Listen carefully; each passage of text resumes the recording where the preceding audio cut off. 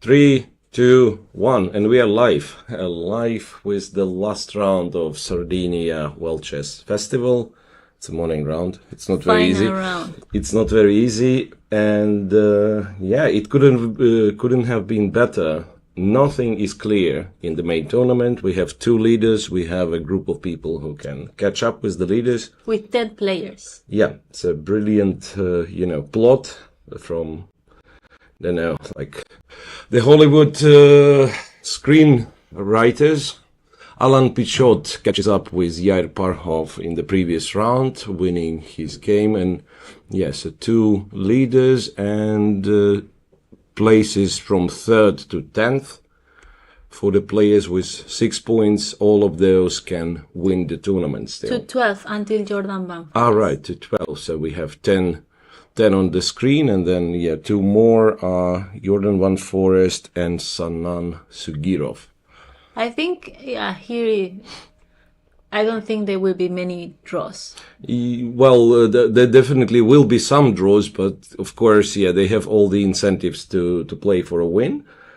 What's interesting, and this is something I just noticed, that rating, in fact, means something. If you think of it, all of our top seeds are in this pool of players who can win the event. So it's Fedoseev, Sugirov, Shevchenko, and all these like top 3, top 5, top 6, all in the pool. Right. And board 1. On board 1, interestingly, we have Alan Pichot with Daniel Darda. Daniel Darda is not yet in the playing hall this morning round. He's quite hard. It's very normal for chess players to arrive late in the morning rounds. There were many cases where the player fell asleep and didn't show up at all. No, okay. Hopefully this is not the case for us. And Darda just arrived. So that's this is their position on board 1. And what's interesting, I can see, so board 3 is not yet started. It's Musar just arrived against Fedoseev. On board 1, 2, and 4, we have 3 Sicilians. So that's what I wanted to say. So no one is interested in making a kind of a draw in a Petrov defense or something. So 3 Sicilians out of the top 4 games. Right. So not much to discuss here yet. Pichot played bishop b5, the Rosalima Sicilian, and Darda replied with e7, e6 on board 1. Then on board 2, okay, look, they're actually playing quite fast. White. This is all prep. This is all theory. White castles, black usually goes knight e7. That's what he has done, so not to allow doubling the pawns, and I think c3 or rook e1, 2 main moves. A little bit different in ideas, like after rook e1, a6, you're supposed to go to f1, and like ideally white wants to build the center, but then black plays d5 and so on. And the other one is more ambitious with c3 and trying to achieve d4 immediately. After a6, bishop goes here. After b5, bishop goes here. So in a way, white plays some sort of the Ruy Lopez, and black, instead of having the Ruy Lopez position, he has like this Sicilian setup. So the question is, who will be the first to pause here? Well, right now, Alan already played rook.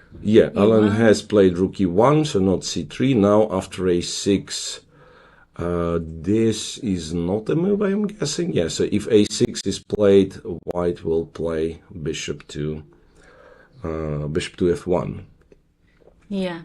I like how the players, like in the openings at the beginning of the game, they don't look the board. They try to remember the theory, and they don't look at the board. They are like thinking like, oh, in this line it was like this, and trying not to look the board. Like that. It's exactly. So it's very often like someone who, let's say, kind of a new chess fan and doesn't know kind of all these tricks, and Yeah. you look at the player and you don't understand. He's looking at the ceiling or Yeah. anywhere pretty much, but not at the board, right? Yeah, and trying to valorate some strategy. Should I play the aggressive line or should I go to the solid one? Or like maybe I just play something different because my opponent maybe prep for me. Many different things. Yeah, so it's certainly like a lot of thoughts going through your head. So after a6, bishop f1, it's one of those lines that is not very aggressive for white, but also if black doesn't know, he may end up in a bit of a trouble very, very soon. Let's switch to board 2. Jordan won Forest against Yair Parhov on board 2. Jordan started the tournament with the loss. And if we consider that in this tournament, there is no sharing of the prize. The prize money just distributed accordingly to the tournament standings placement.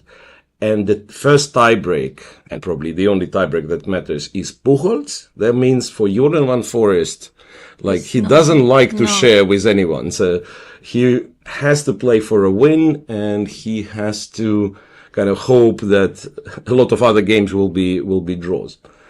Yeah. If he wins, is there any possibility he's champion?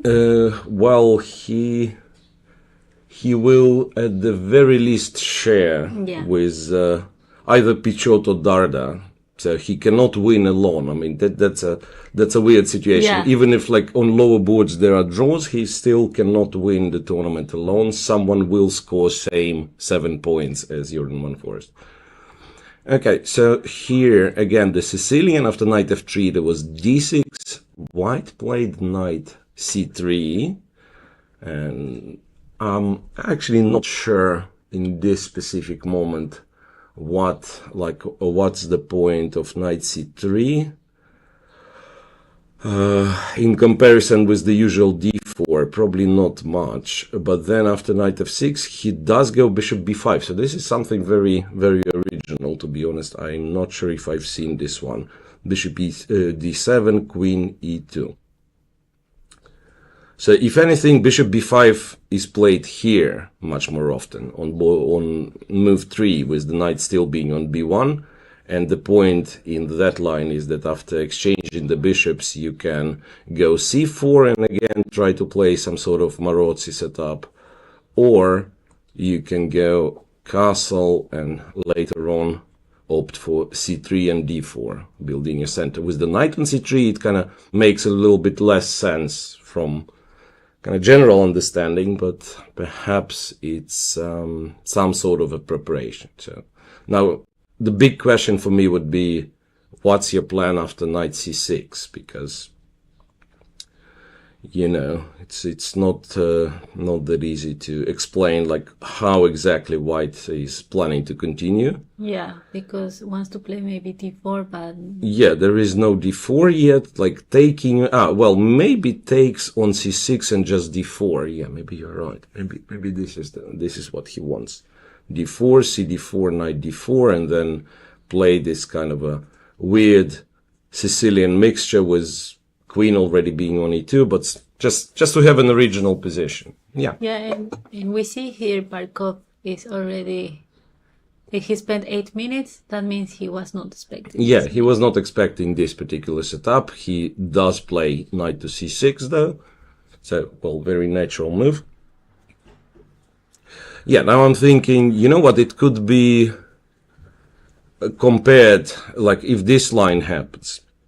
If this line happens, it could be compared to d4, cd4, queen takes d4, knight c6, bishop b5.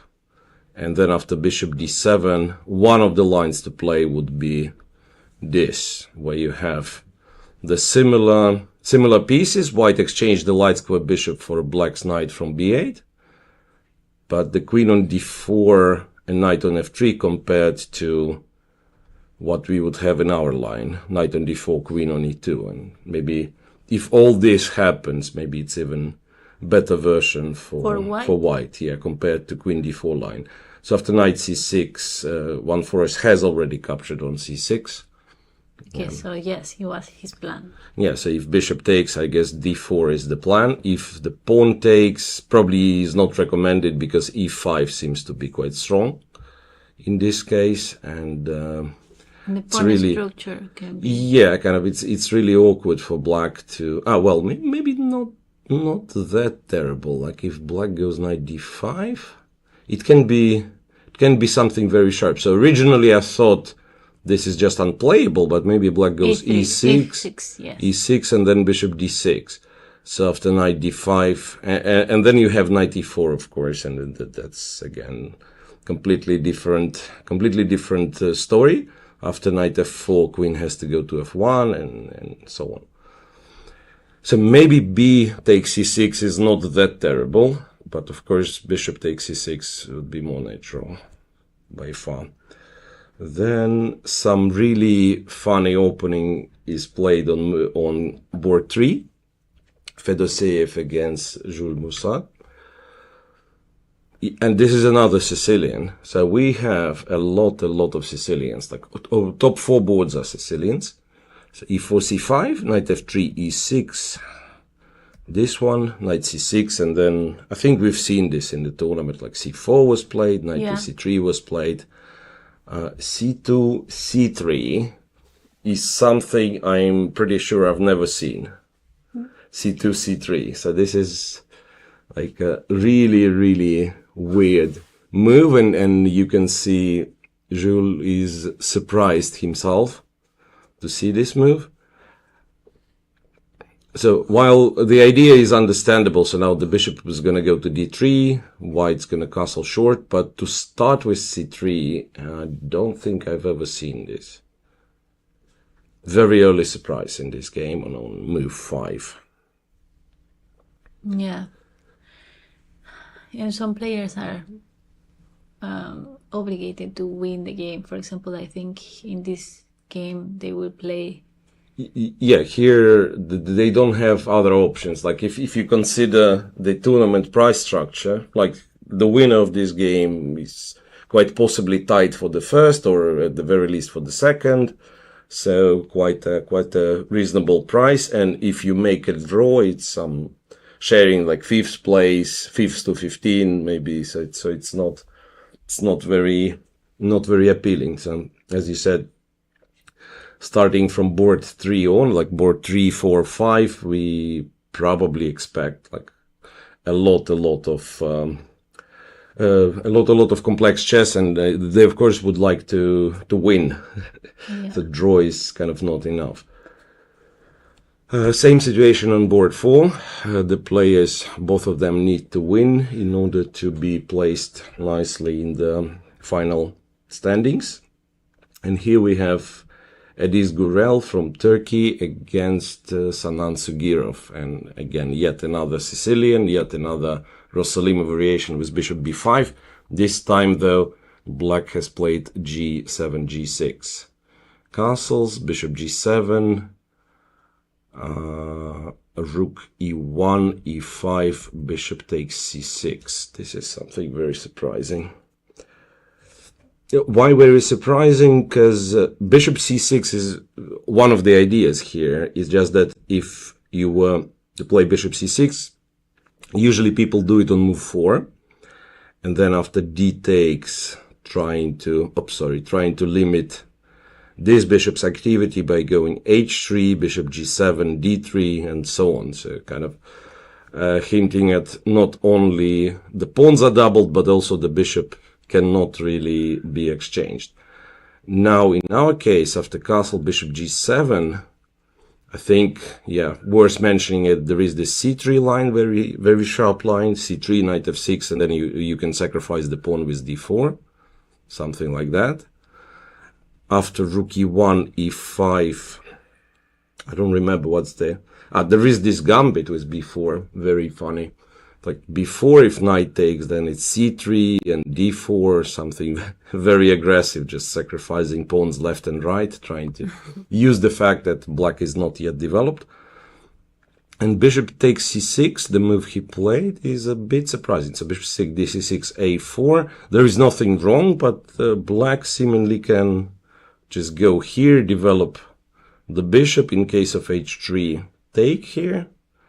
And he's just in time to go knight f6, d3, knight d7, and this knight goes to e6 eventually. So let's say, I don't know, knight goes to d2, knight goes to f8, knight c4, knight e6. So to go either here or control f4 as well. And then, yeah, with the knight on e6, black eventually castles and can even consider playing b5. So it seems that white didn't prepare anything specific, just a setup. He wants, yeah, okay, I will exchange the bishop, I go a4, and I continue from here. What's amazing is the fact that Turkish player, it is Gurel, he didn't spend any time. In fact, gained a couple of minutes. Yeah, 2 minutes. In fact, he gained a couple of minutes. So there is that on board 4. First 4 boards all being Sicilians. It's very, very interesting. Then on board 5, and on board 5 do we have same situation, yeah, both same. players on 6 points. Board 5 and board 6. Yeah, so Kirill Shevchenko plays with the highest placed Italian player, Lorenzo Lorici. And here, well, if you will, you could also call this one a Sicilian with colors reversed. It's an English opening, so white goes c4, black goes e5. Again, something not symmetrical. Knight c3, knight c6, knight f3, and Lorenzo went for f7, f5. This is a little bit old-fashioned and very aggressive way of playing with black. g3, knight to f6, and white went d4. So if white were to play d3, I think maybe d6, bishop g2, g6, castles, bishop g7, so we have the closed Sicilian with colors reversed. Yeah. So if black was playing with white and went e4 and we have the closed Sicilian. d4 is a little bit trickier because now black cannot keep the center as is. After d6, this is a very bad position for black because he has to lose the castle right. He has to take with the king. And then it's like very quickly bishop g5, castle long. So after d4, black has to react, and taking on d4 is again not very good. Because the pawn on Because f5. like the pawn on f5, yeah, this would be acceptable. With the pawn on f5 is meh. So e4 is pretty much forced, and white goes knight h4. Looks a bit ugly, but that's a very concrete move. So attacks f5, and black played d5. The other option could be like going g6, after which white has f3, undermining the center. After this capture, I'm not even sure. I think you can take with the pawn. You can also take with the knight, trying to play e4 later. Knight h4, d5 played. d5 immediately. This one allows bishop g5. So that is potentially very, very sharp position. So bishop g5 once again puts pressure on d5. And if d takes c4, then white goes e3. Then later wins the pawn back. And this knight on h4, okay, not very nicely placed for now, but, potentially knight g2, knight f4 is an option. So again, very interesting opening here. Sharp, straight from the start. On move 6, we already have quite an original position. Shevchenko is thinking, yeah, bishop g5 is probably what you have to do. And board 6 is Murzin against Chigayev, same situation with 6 points for each player. So the winner of any of these boards is placed very well in a tournament standing. This is something, look, here we have 6 moves on board 3. On board 5 we have 6 moves. On board 3 we have how many? 5 moves. And then a sharp contrast. Here on board 6 we have 17 moves played, something very, very well known. And we don't have the clocks there? Yeah, here something is going on with the clock, but yeah, for now, like since 20 minutes after the start and 17 moves played, I believe like both playing very fast. Yes, they have probably an hour and a half both or something. Yeah, both playing very fast. This is the, what's called the Rui Lopez, knight f6, castle, bishop e7, all of that.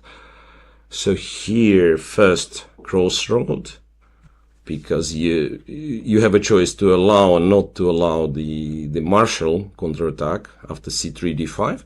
White goes h3, which is one of the anti-martial variations. So after d6, c3, we are transposed to something very usual, very normal. d4, bishop b7, a3, h6, bishop a2, bishop f8, d5, knight to b8, c4, c6, knight c3, and knight to c5. Okay, so it's much more common to have this position in, wait a second, how is that? Much more common to have this position via the Breyer system moves order. So when black goes knight b8 right here, after d4 goes knight d7, and we can pretty easily transpose to this line. Let's say a3, bishop b7, bishop a2, h6. I mean, I'm trying to just transpose into this, right? This. That doesn't make sense though. In this case, yeah, like white would not play b3. But we can, yeah, theoretically we can get the same position. Wait, knight c5 and knight c3, right? So yeah, we have the same position. Yeah, and also bishop f8. Okay, so this is a position on our board. What I'm thinking, interestingly, so he played bishop f8 quite some time ago and moved 12, because in this position it would be better to have the bishop on e7. Okay, this is I'm not an expert here, but like from the games I've seen, sometimes this bishop goes to d8 and b6. I think it was a game between Firuja and Carlsen in a very similar line a few years ago, where Magnus went queen b8, knight d7, supporting the knight on c5, and then the bishop from e7 went like this. To b6. Yeah.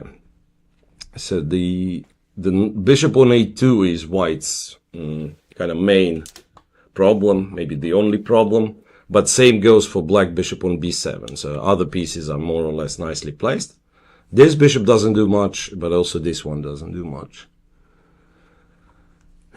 Computer has it as better for white, as pretty much always. In the opening it says bishop e3 is a possible move. That's a funny move, by the way, because I would think it's possible to take on e4. However, it's a funny tactic that I'm overlooking. If e4 is taken, there is queen b1 move, and very unusual double attack on b7 and e4. Yeah, so the pawn cannot be taken if white plays bishop e3. So after bishop e3, I'm not even sure what black's supposed to do. Like knight d7 maybe. Because, yeah, maybe knight d7 is the move. Knight d7 and then a5 and so on.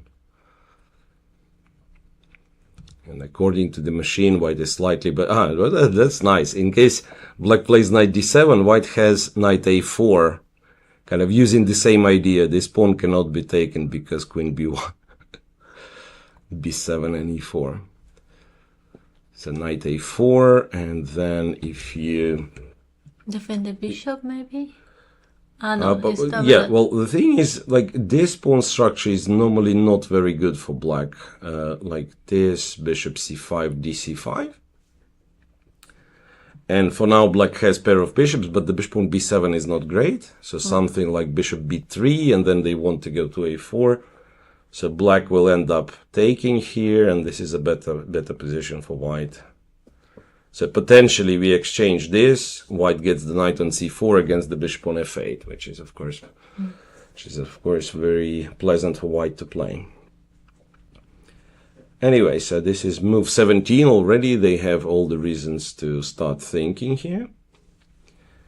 And we will move on.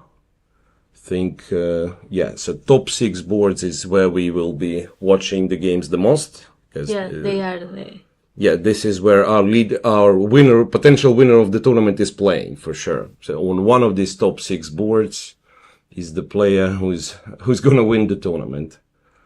That's relatively clear. And for the B tournament, what happens for the B tournament, Alexandra?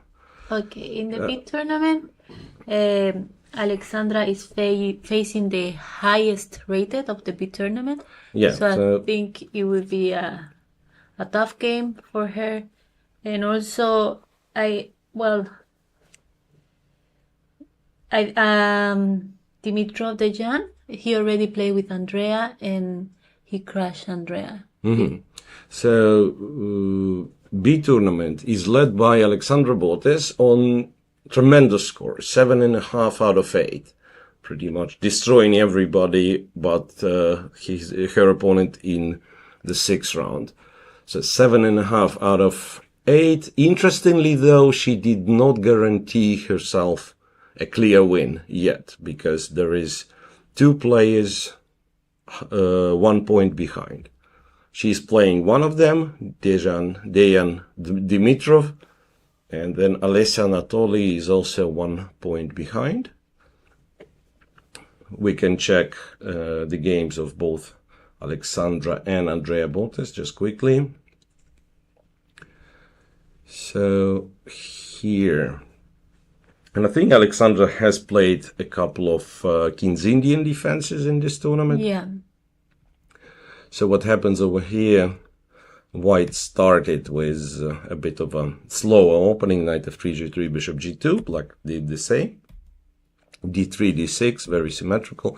After e4, c5, we actually have some sort of a close Sicilian setup again. Now. c3, knight c6, rook e1, and e5. To avoid white building a strong center with d4, e5, knight d2, and Alexandra played knight e8. She wants to go for f5, yeah. Knight e8, to go for f5, then return the knight back.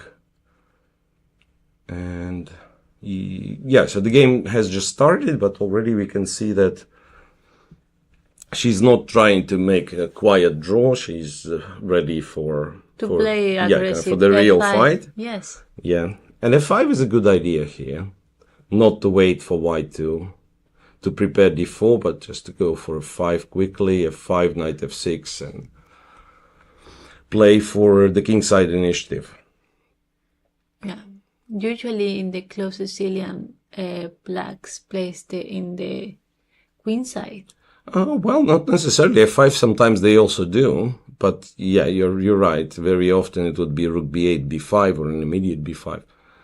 This one's also fine. Yeah, knight goes, then you go f5, and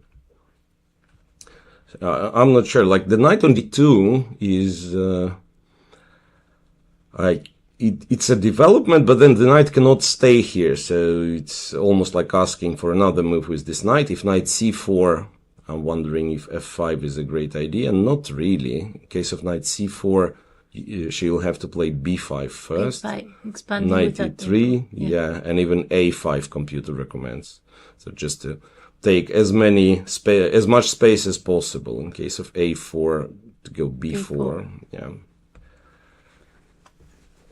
Okay, so for now, Alexandra's opponent is thinking, and I did not check the Buchholz yet for this tournament, but there is a fair chance that Alexandra has won the tournament already if her Buchholz is higher than, if her Buchholz is higher than any of her pursuers. Yes, for now it's like a huge difference, right?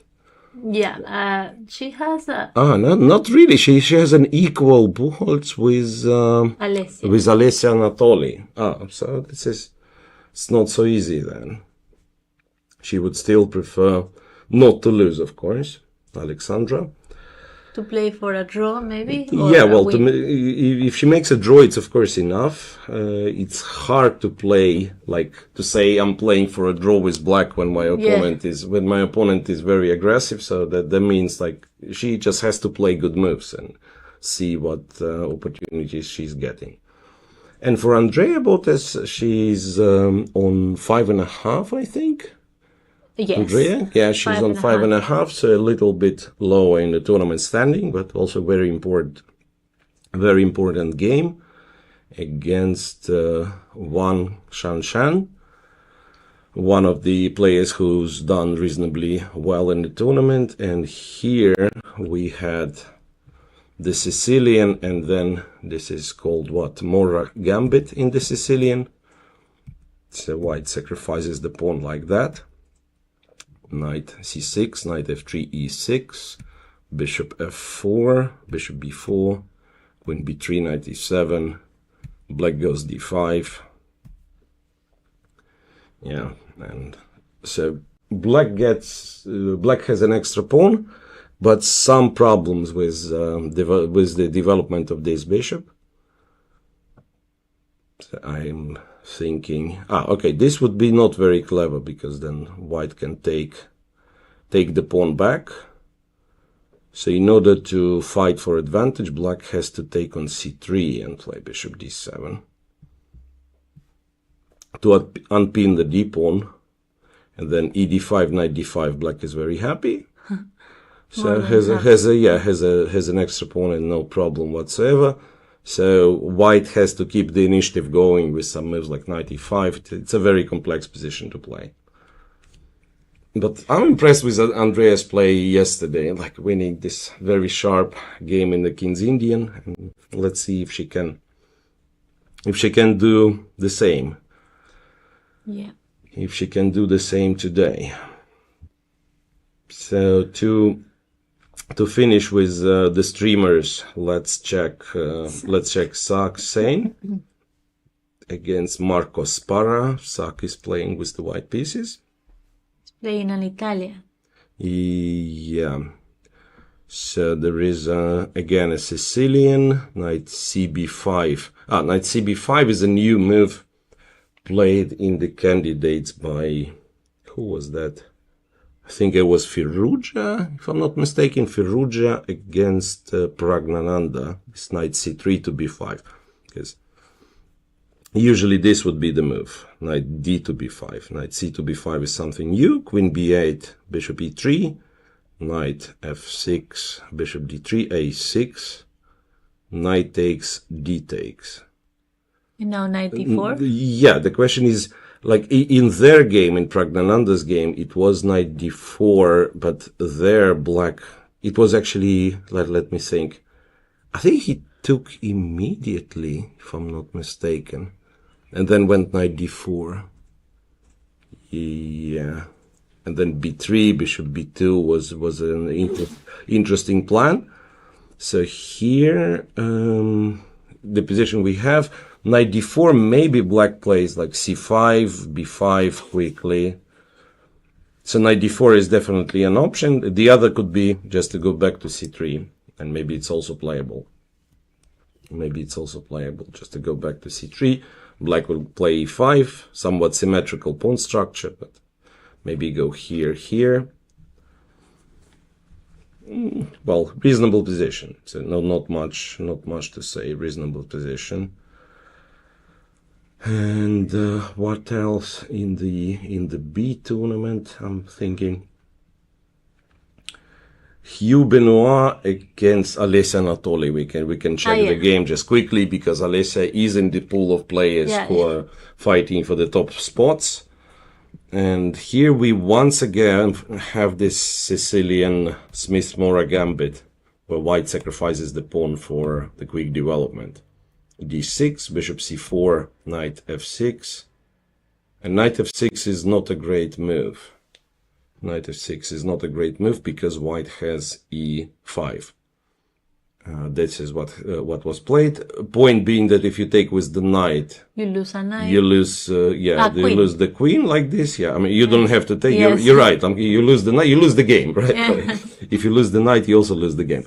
So you cannot take with the knight. If you take with the pawn, it's a little bit less bad because after bishop f7, your queen is still defended. But it is known to be bad. Queen takes, king takes, and bishop. Then yeah, like you can play bishop e3. You can also go knight g5 quickly, and I think this is also like quite painful because king e8, knight b5. Ah, no, wait, bishop f7 simple. The king e8 doesn't make any sense. Yeah, knight g5. Knight g5 is very annoying. So she had to look for the alternative. And she chose to play d5. Now, bishop b5, knight e4 is what happened. Here, white has an advantage in a couple of ways. I think knight takes e4 possibly is very pleasant. And then just takes on d8. I think this would be pleasant. Yeah, bishop c6 first, bc6, knight g5, attacking this guy and this guy. Maybe this is playable for black. Now that I'm thinking, you go back to e8, knight e4, and say here, and then e6. Maybe this is playable. So the other option after knight e4 is to take queen d5. Queen d5, knight c3, bishop c6 maybe. Yeah, bishop c6, pawn takes, queen takes. You know what? This is also playable. Queen d7, queen c3. White is a pawn up, but this is a very strong bishop. So let's even bishop a6, stopping the castle. That is nice. Yeah, this is playable. So she's in the game. It's all okay. Let's go back. Let's go back to the top boards. What is happening in the Sicilians? Yeah, let's go back to all the top boards. And Pichot against Darda have developed their game quite a bit. Already moved 17. Please change the queens. Yeah, started slow, but then, yeah, probably they were prepared to enter this line. Black goes d5, e5, knight d5, d4, knight back to f6. That's an interesting move because, again, like looking from simply opening principles, it's strange that black moves the knight for the second time. Let's say he could develop the bishop or something, but yeah, apparently was somewhat bothered with like c4, d5 ideas. Anyway, went knight f6, bishop e3, c takes, knight takes, bishop d7, c4, h5. h5 is a funny move, so knight g4 is prepared, knight takes c6, queen d2. Queen d2 is surprising, to be honest. Queen d6. No. Is it the? I think something's wrong with the PGN. No. It doesn't make any sense. Queen d2 and then queen takes. Here rook c8 is clearly something's wrong. But yeah, so what we think, I think queen d8 would be the real line. Queen d8, rook d8, knight c3, bishop b4.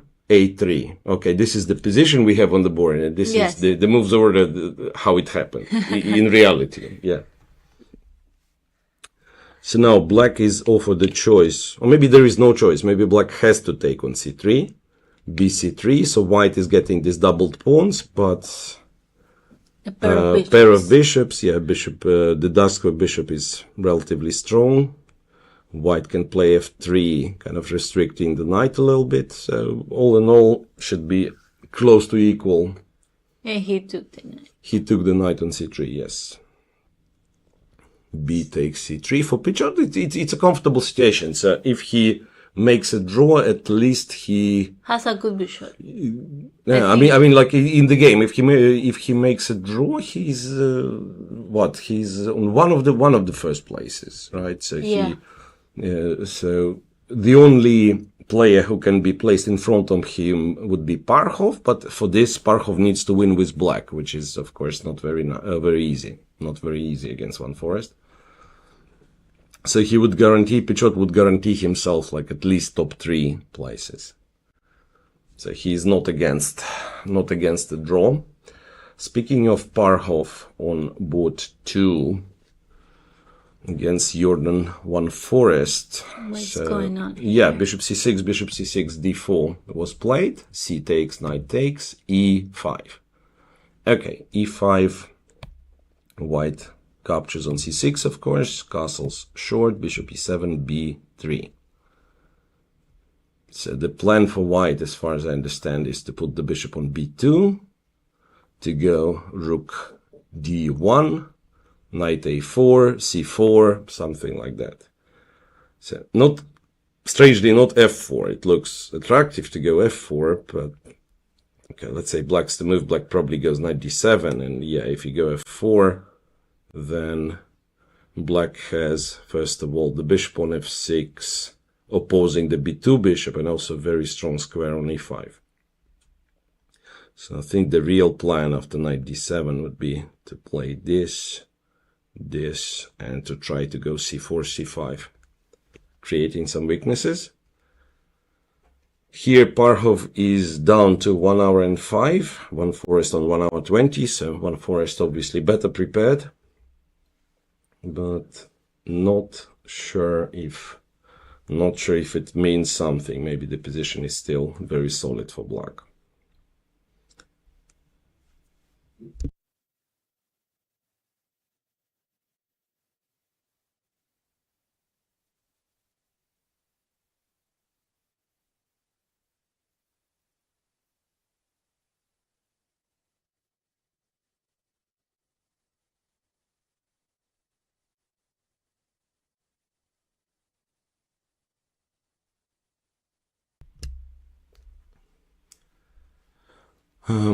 Right, let's move on. Let's move on to Fedoseev. It's no longer on board 3. Fedoseev against Musar. It doesn't look like a Sicilian. It doesn't look like it was a Sicilian, but then Fedoseev's strange-looking move c3. Black played d5, ed5, knight ed5, queen d5, and bishop e3. It's no longer looking like a Sicilian. It's more of a what I'm thinking. The structure you get from something like that, c5, this, and then let's say white would take, black would take. So this would be the same structure. It's more of a like French defense, knight d2 variation, or from a Lapin Sicilian. Wait a second. Can I have this from a Lapin Sicilian? Probably I can. Yeah. Yes. Queen takes, d4, knight here, e6, bishop e3. Yeah, this is the Lapin. cd4, knight d4. So there should be even some theory then, if it's one of the possible positions from the Lapin. There should be some theory, but I have no idea what exactly the theory would be. So black probably just develops, goes knight f6. It's not clear how exactly you develop the initiative. So the thing is, if it was to happen via the real Lapin moves order, let's say we would get to this position and black takes. I don't think knight d4 is the move the Lapin players are playing. I think they play c takes, play with the isolated pawn, then go knight c3. Knight c3, right. Play maybe d5. Yeah, so kind of to go for this isolated pawn position. And in the game, I mean, it's always solid for white. White doesn't have any problem, but like to fight for an advantage is not easy. And let's say one of the lines computer suggests is just to take. It's very, very minimal. To take, go knight d2, after bishop e7, go queen f3, exchange the queens, go for an endgame. Which is one of the ways to play, if you think of it, just to play an equal endgame, but not the symmetrical structure. Maybe Fedoseev is hoping to outplay Jules later on. So there is that. On board 4, we can move to board 4. Edis Gurel plays the Rossolimo Sicilian with exchange on c6 against Sanan Sugirov. Remember this a4, early a4s. Sanan went for queen e7. So trying to keep more pieces on the board. Knight a3, bishop e6, f6. f6. Yeah, knight here and knight at castle and knight here. So knight to f7 is what he's putting up here. Point being, the knight, yeah, I was trying to get the knight on d4, which is of course kind of not that bad, but knight on f7 also makes a lot of sense. He wants to play f5, and then the knight and the bishop will be defending the e5 pawn. So that's why the knight goes to f7 in order for black to play f5. So now the big question is, let's say after knight c4, can black play for f5 with, I don't know, rook d8 maybe, or f5 immediately, something like that? Well, computer's funny. It says takes, and some move like rook a4. I don't know what. I don't know what does it do. Yeah, well, it kind of protects the knight. So if black decides to exchange, you can take with the rook. But it looks very strange, to be honest. This setup looks very strange. And the other move of the knight c4, the other move for black would be just to take on c4 and play this position. But you can even play bishop h6 and exchange the bishops. Yeah, thanks to the knight. And this is exactly, that's interesting, because white's last move, queen to d2, exactly fights against this idea, stops bishop h6. But now black should be, f5. Yeah, should be able to play f5. f5, e takes, g takes. Yeah, and it's reasonably sharp. I think yes, Girov should be happy with the outcome of the opening, because it's not very easy to get any sort of play with black if white is careful. And here, yeah, black has his trumps. It's two bishops. It's, you know, this flexible pawns in the center. So white, of course, is not worse yet. Also, black has the double pawns, but yeah, that's a good position to play for a win. Alternatively, computer says you can go b5. And then if white doesn't take, the knight is a little bit passive on a3. So very likely white takes on b6, b6, knight c4, and then something like queen c7, and just play this one. But I feel f5 will be played because Sugirov, as well as his opponent, they want to win, and therefore want to keep more pieces on the board. After b5 takes, knight c4, that there will be some simplifications, right? So the rooks will be traded and so on. f5 is more complex, so very likely that he'll play f5.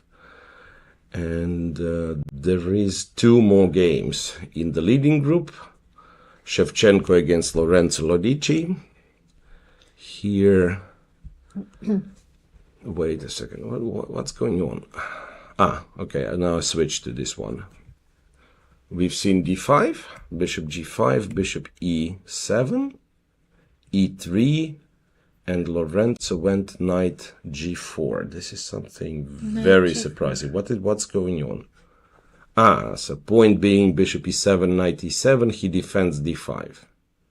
Okay. Computer is very optimistic for white after h2, h3. Funny looking move. h3 attacking the knight. In case of, yeah, also white bishop is attacked, yeah, right? So you could think, yeah, knight takes f2, but then queen h5 check is very strong. And g6, knight takes g6, yes. So this is impossible. Knight e3, I will check. No, knight e3 doesn't make any sense to calculate, because I can always take bishop e3. It's just an extra piece. So after h3, this knight is not moving. If black takes g5, white takes the knight, and then the whole center is about to collapse. D5's hanging, F5's hanging, and then E4 eventually. So let's say, I'm not even sure what to recommend. Like, if this, then white, well, there is also one more trick. Knight G6 now. Knight G6 now, Rook G8, then CD5, and everything's falling apart.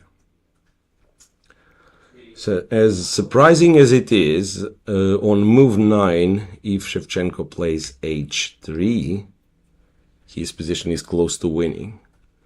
This is a very good scenario. You know, you prepare and you are not sure, you're very nervous, and then your opponent misplays the opening, and you just can get winning position as early as move 9. It's incredible. So Lorenzo really kind of in white's trouble. But for this, Shevchenko will have to find H3. I don't think I've seen Knight G4, so this is something. Maybe there is no move already. Maybe there is no move. So after Bishop G5, what computer was saying that Bishop B4 would be still playable. Bishop E7, E3. That's the best. Yeah, this is the game. He did play, I think. Knight G4 and Knight G4, and he's thinking. No, he didn't play H3 yet. After Knight G4, he didn't play H3 yet, but this is this is definitely the move he's thinking of. Because if he does this, let's say white is somewhat better, but nothing major. It's like white's not winning yet. It's just a playable position. H3 pretty much wins the game. Because we tried this, it's bad for black. Knight F2 doesn't work. Knight back to F6. Well, you can take D5. And also Queen H5. This Knight on H4 is very useful. The Knight on H4 is very useful. Wow. With many tricks. Yeah, so H3 is a big move for Shevchenko to find. And finally, Murzin against Chigayev. Played very, very fast at the beginning of the game, and then here they slowed down. Also, we don't see the clock for this game. We don't see the clock, and the only information I have, the only update that I have is that Murzin has played the rook to B1. After which, nothing much has changed. Black can play Queen C7, black can play Rook B8 maybe. So he targets the bishop here. The bishop doesn't have much to do on B7 anyway. So eventually you will put maybe Queen C7 in order to play Rook B8 and Bishop C8. And then start exchanging the rooks. Alright. So this makes it that we covered all all 6 of the top games. I'm checking if something very exciting is happening on the lower boards. Maybe there is a result, or it's too early for a result. It's probably too early. It's 1 hour. We are 1 hour into the round. I'm checking if there are like maybe quick draws somewhere, but no quick draws, no opening catastrophes early on. Well, if you think of it, Shevchenko's game could be an opening catastrophe if he finds everything. Yeah. And that would be like a very quick advantage for white. You still have to convert it, but it would be a very quick advantage for white. We have a result on which board? 31. I don't know if we have. 30. Probably we have somewhere, just I don't see it. The FIDE Master Michel Bipulko against Nurlan Ibrayev. Very quick draw. I see it. It's a very, very quick draw. Now that you've mentioned Ibrayev, he's from Kazakhstan. He's a trainer of those 2 other guys that we've seen on the top boards. Ramazan, let me see, Ramazan Zhalmakhanov. I think he's playing for a Grandmaster norm. So let's see if his game is proper. Yes. So this guy with white, Zhalmakhanov Ramazan, I'm not sure if he needs a win, possibly even a draw is enough for him to score in Grandmaster norm. So It's Jean Makhanov against Ezra Paul Chambers. I think you are right. So his performance now is 26.48, Yeah. 26.50. Zalmakhanov's performance is 26.50. So With a draw would be enough, or looks, no? yeah, well, that's a big question yet. So they will have to calculate, and I'm not even sure how to, like, maybe you can ask the arbiter to help with calculation. Like, do I need a draw? Do I need a win? Because we're knowing the rating of your opponent in the last round, everything should be possible to calculate, right? Anyway, that's a big chance for the young Kazakhstan player to score his Grandmaster norm, and as far as I know, that would be his final Grandmaster norm. Yeah. So, Wow. so Okay. that's of course, very, very important game for him. And well, the game itself looks like he's fighting for an advantage. Maybe there is no discussion if he needs a draw or not. Maybe he'll just choose to win the game, and to make sure he's becoming a Grandmaster. Yeah, because he's higher than his opponent. Much higher rated Yes. than his opponent. Yep. So, good idea, I think, would be to go for a short break. But before that, once again, let's check the B tournament. Let's check the streamers. Andrea and Alexandra Botis. Okay, it's not much to check in Andrea's game because she went into tank. She's thinking Yes. after Rook D1. She spent quite time already.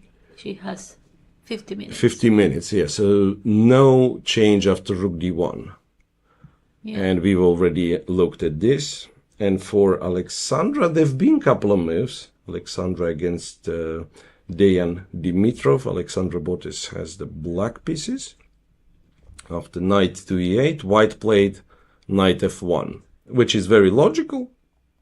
Knight f1, knight e3, but also is not the most aggressive. So black can slowly improve the pieces. Knight c7, knight h4. And he just played knight e3. Aha, so Alexandra went b5, knight e3. e3, and she's to move. Yeah, this is the current position. Yeah, so now, of course, f5 is something you don't want to do with this bishop being on this diagonal, with both knights controlling f5. However, you can continue playing on the queen side. Yeah. Like a5 or maybe rook b8, just to move the rook away. And then before. Yeah, to move the rook away from this diagonal. And for white, it's also not clear what white is doing, because that's kind of a nice setup, but there is no knight f5 yet, and it's unlikely to be because the pawn is on g6. There is no f4 because after ef4 the knight is hanging. You cannot take back with the pawn. So it's not even clear what's white's next move is. Maybe knight d5. That's the only thing I can also think. d4 is not possible. Yeah, d4 is also not possible because, like black controls it too many times, yeah. Knight and also the bishop. So I feel here Alexandra has a good position. Yeah, well, computer turns to agree, and moreover, the best move according to computer is to go back knight f3, and this is something that will not happen. Like, even if it's the best move, the human nature is such that we are very stubborn creatures. And if you play the move knight f3 to h4, it's very unlikely that you say, you know what, it's a bad move, I will return. So people usually turn to continue the plan, and I'm not even sure what the plan is here. Maybe knight d5, but then again, computer says you just take, go knight e7, and black is better. It's a very good scenario for Alexandra. She might already have an advantage after this first hour of play. And I think we will be watching these games of both the sisters, as well as the top 6 boards of the A tournament after a short break that we are taking right now. Yeah. Stay tuned, guys. We will be back shortly. See you soon.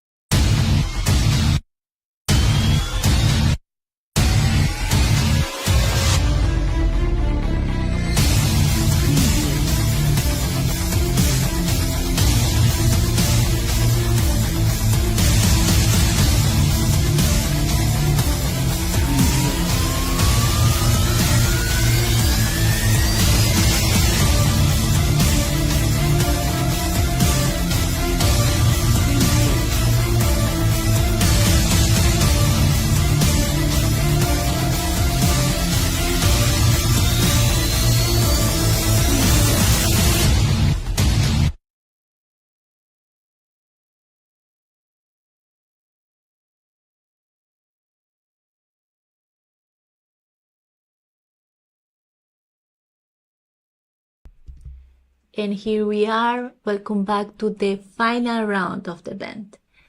We are with Luca here. Hi, everyone. Yeah, how are you feeling today?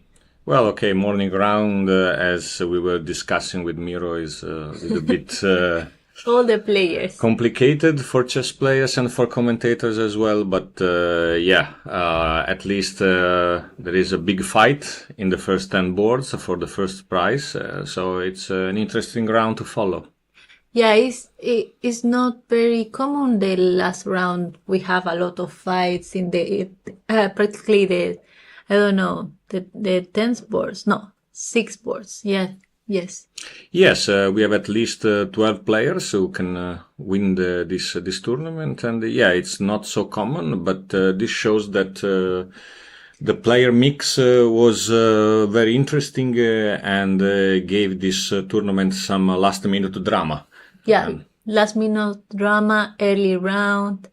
The players didn't have too much time to prepare, to rest. I don't know. Do you think it's important to have a breakfast before the round? Yes, I think, but I think the most difficult thing for players is that during a tournament, either open tournament or the round robin tournament, every chess player has his own routine. It's very important to follow a routine. This was already written by great world champion Mikhail Botvinnik in the 1939 Soviet Championship book, where he wrote this article about tournament regime. So it can be translated like a tournament routine, where he already advised how to conduct the tournament when not playing at the board.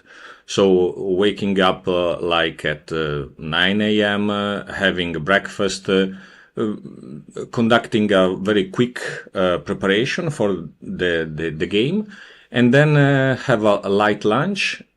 And then a walk in order to arrive at the chessboard with a fresh mind. Fresh mind is important. And when I worked and stayed with top players, helping them in the past, the funny thing is every top player more or less still follows Botvinnik advice. So they have the same routine every day.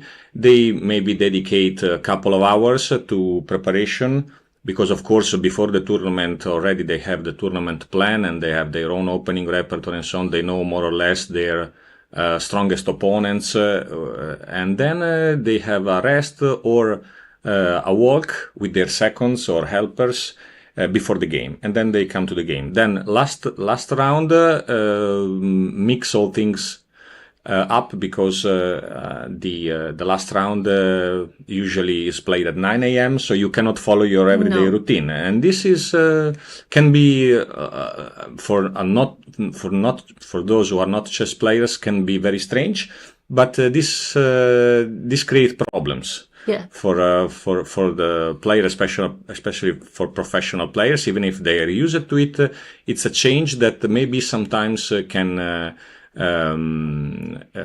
worsen the concentration and the focus on the game. Yeah. And we have examples in the past of very strong players who, by the way, had very poor performances in last round. Like Bent Larsen. Bent Larsen was very famous because, of course, he was best Western player before Bobby Fischer, but he hated to play the last round in the morning. He hated two things, basically to wear a tie. In fact, if you look at pictures of Bent Larsen, you will see him always wearing a shirt and a jacket, but never a tie. And it's not by chance that before passing away, he had this column on the German magazine Kai Sieber, and the title of his column was Ohne Krawatte, so without tie in German. And the other thing he hated was to play the last round in the morning. This is something he wrote also in the chapter he wrote in the book How to Open a Chess Game, a famous book written with other grandmasters like Lajos Portish, Larry Evans, and so on. And he confessed that he hated to play in the morning. And in fact, if you look at his performances in the last round, in every tournament he played, he very often lost and very seldom he managed to win. Yeah. Do you think it's related because like maybe he couldn't sleep very well or something Yeah, it's because maybe this is a reason. Another reason is that you play the last round in the evening, the day before, and then in less than 12 hours you have to play another round. Yeah, or maybe you are not a morning person. Yeah, or maybe you are not a morning person like many chess players are. Yeah, that's true. Yeah. So of course, this morning I saw many chess players having breakfast here in Sardinia, and you don't have time to prepare, and your routine is completely mixed up. So it's I think the competition element comes out in this in this last round, and especially for the first 6 boards, it will be important to stay focused and to be very practical. Yeah. Yeah. That's so true. Here we have board number 1 with Pichot with white. And Daniel Darda? Daniel Darda, Daniel Darda is a very strong player, and actually played also the Italian team championship for my town, for Modena team. And I think his position is a little bit easier to play. We left it here, maybe, or would you like to go? No, I think I saw it live, and so this is a Sicilian defense. Yeah. So this is what happened? This is what happened, yeah. Yeah. Mm-hmm. A3. Bishop b4, a3, bishop c3, bc3. Yeah, we left it here. Yeah, so white has bishop pair, but pawn structure is much better for black, and also white bishop pair still cannot express in the best way. Yeah. Maybe this bishop can exchange with this one, and I don't know. H4.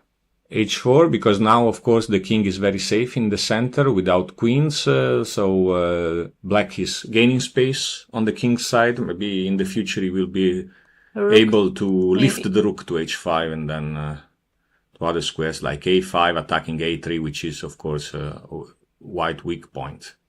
I don't know the engine evaluation, but I like more black, I have to say. Well, so visually. The engine likes black too, a little bit. Yeah. So that's important first to be equal, and then to have a little bit of advantage with black pieces. Yeah. So maybe bishop b2 now by white. Yeah. Or he played bishop d4. Yeah, bishop d4. Bishop d4. And okay, rook H5. lift, correct. Yes. And f3. f3, okay. What is the idea? Just to stop the bishop, maybe? I don't know. Yeah, starting controlling the white squares, and also avoiding to be obliged to play g3 after rook g5. Okay. Because after rook g5 you cannot play f3, of course, because there is bishop takes f3 because g2 pawn is pinned. So f3 is a prophylactic move. Prophylactic move, yes. Yeah. Stopping the bishop. Yeah. King e7. King e7, yes. The king is safer in the center. Rook a d1. And somehow this is a mistake a little bit. Unprecise move. Yeah. Maybe bishop d3 was better, or no, bishop d3. No, you cannot play bishop d3 because there is e5 or. So yeah, because e5. E5. So what white should have played? Yes. White says a4. A4. I don't know why a4. E4 maybe stopping b5, but I don't think so, because there are No. 1, 2. Well, yes, a4, and then rook g5. Now it's threatening to take on f3, and bishop e2. Bishop e2, this one. Yeah. And then knight, maybe with the idea to play the knight here. I don't know. Yeah, white pieces are somehow cramped, but okay, rook a d1 is a perfectly normal move, human move, so it's human I don't think it changes too much the position.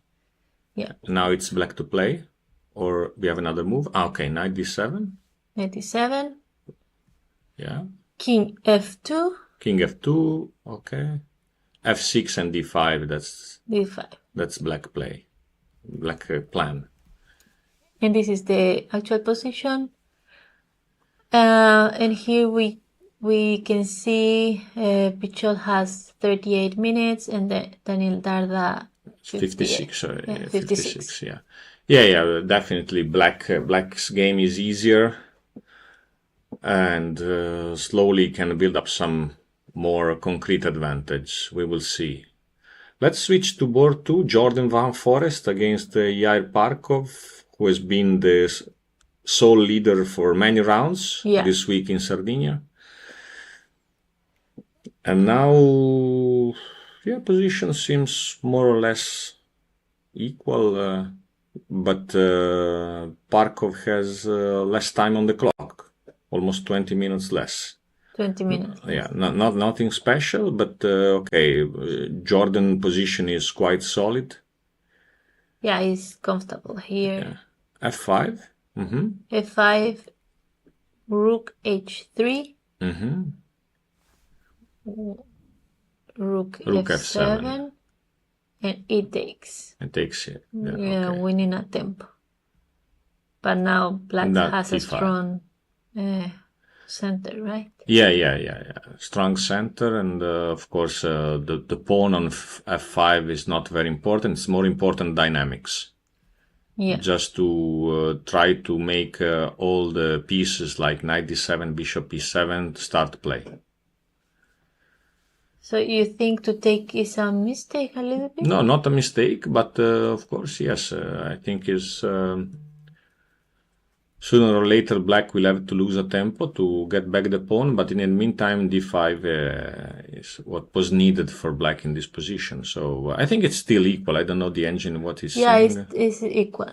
It's dynamic equality, Yeah. And then we have Volodya Fedoseev against Jules Moussard on board 3. Yeah.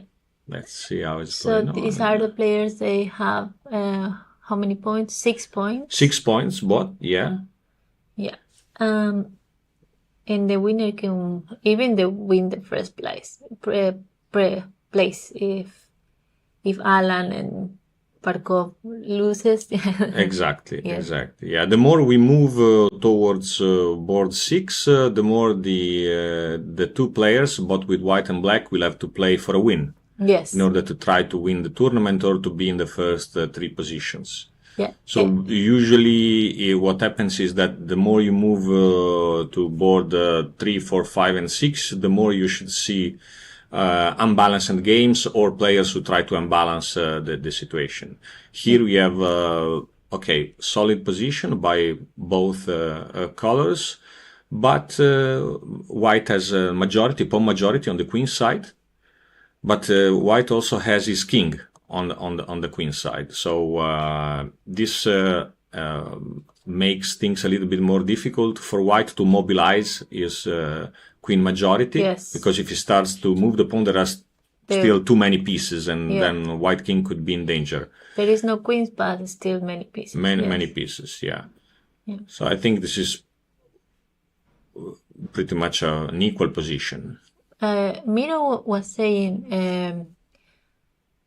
the prices are not shared. They cannot be shared. No, they cannot be shared. They will be given according to buckles. Yeah. So it's important to play dynamic and. Yeah. Yeah. Okay. So do you want to go back here a little bit, or? Okay, I think so was French defense or. This one was a Sicilian. Sicilian. Okay. Yeah, but it was like an Alapin a little bit. An Alapin, yeah. I don't know.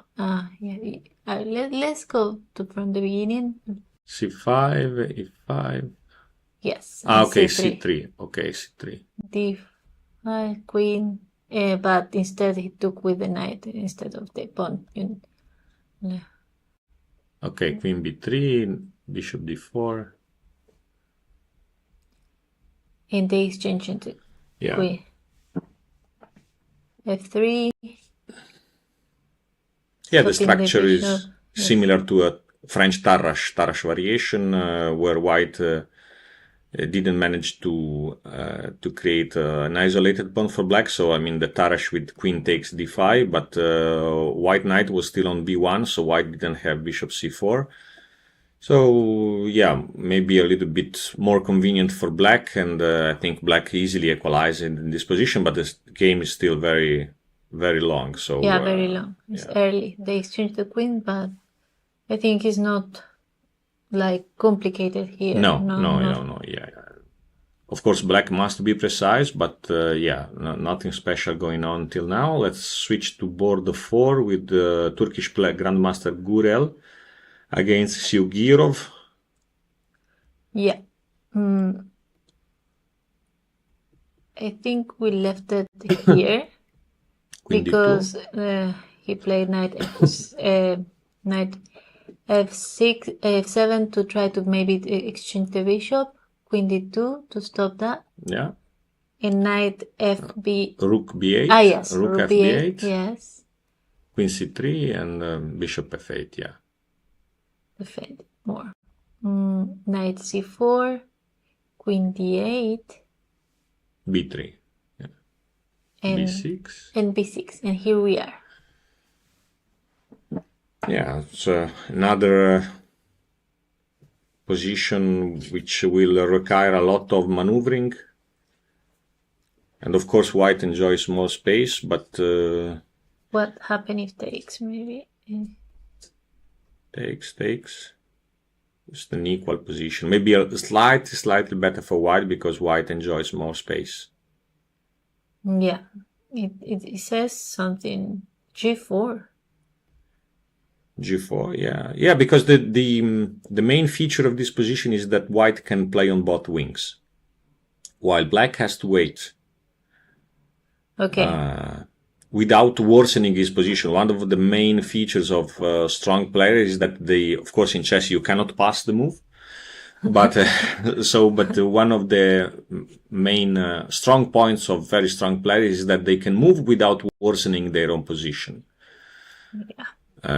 And one of the most interesting sentences was again by Bent Larsen when asked why, Larsen in the 60s and 70s was maybe first player to use a lot the wing pawn pushes like h4, a4, a5, h5, something that now we associate with AlphaZero style, to gain space on the wing and so on. But when asked why you like this kind of pawn push, even if in positions where you get worse, maybe you don't, you are not required to do this kind of push, he answered, because when I don't know what to do, a4, h4 gain some space, or a5, h5, and do not worsen or do not ruin my central structure. Yeah. So this was Bent Larsen approach to pawn pushes.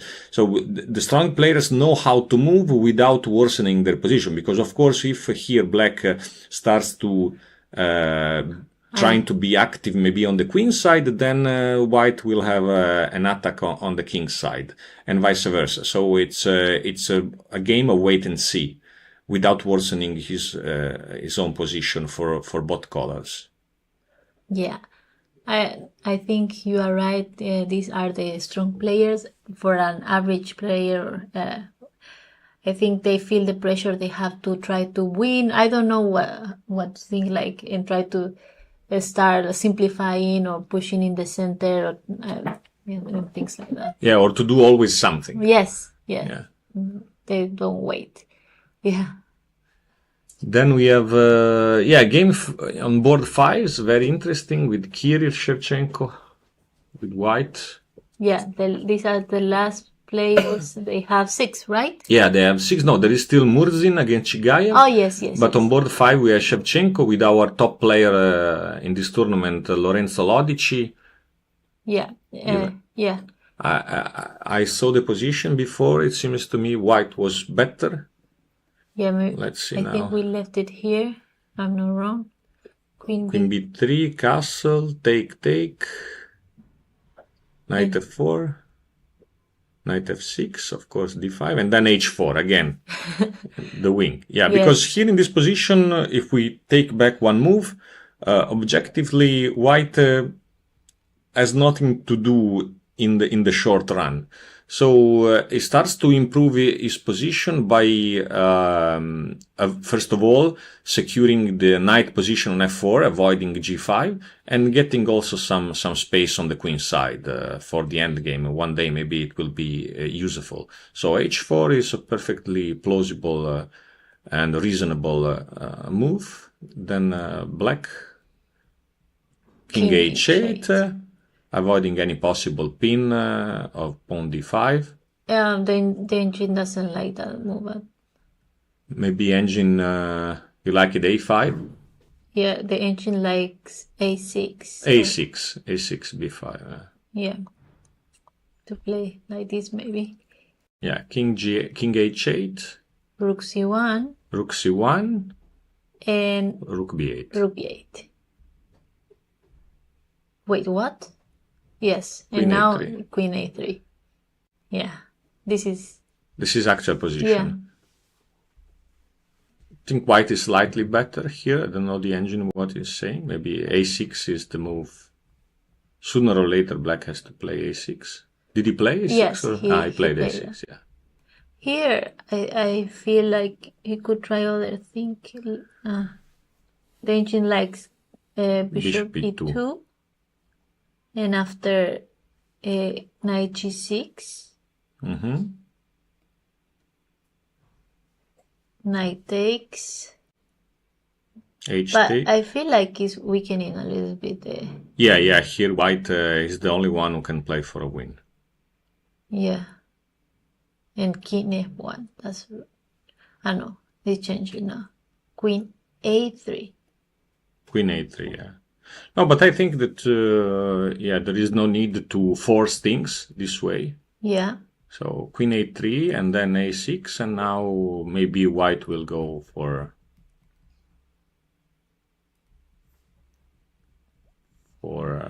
maybe knight a4. Is it possible? Yes, I think. Knight a4. It's nice. Knight g6, insisting in. Yeah, knight g6. Because of course, black problem in this position, it's all about black squares, because black doesn't have anymore his black square bishop, and so white is using both the knight and the queen to control black squares.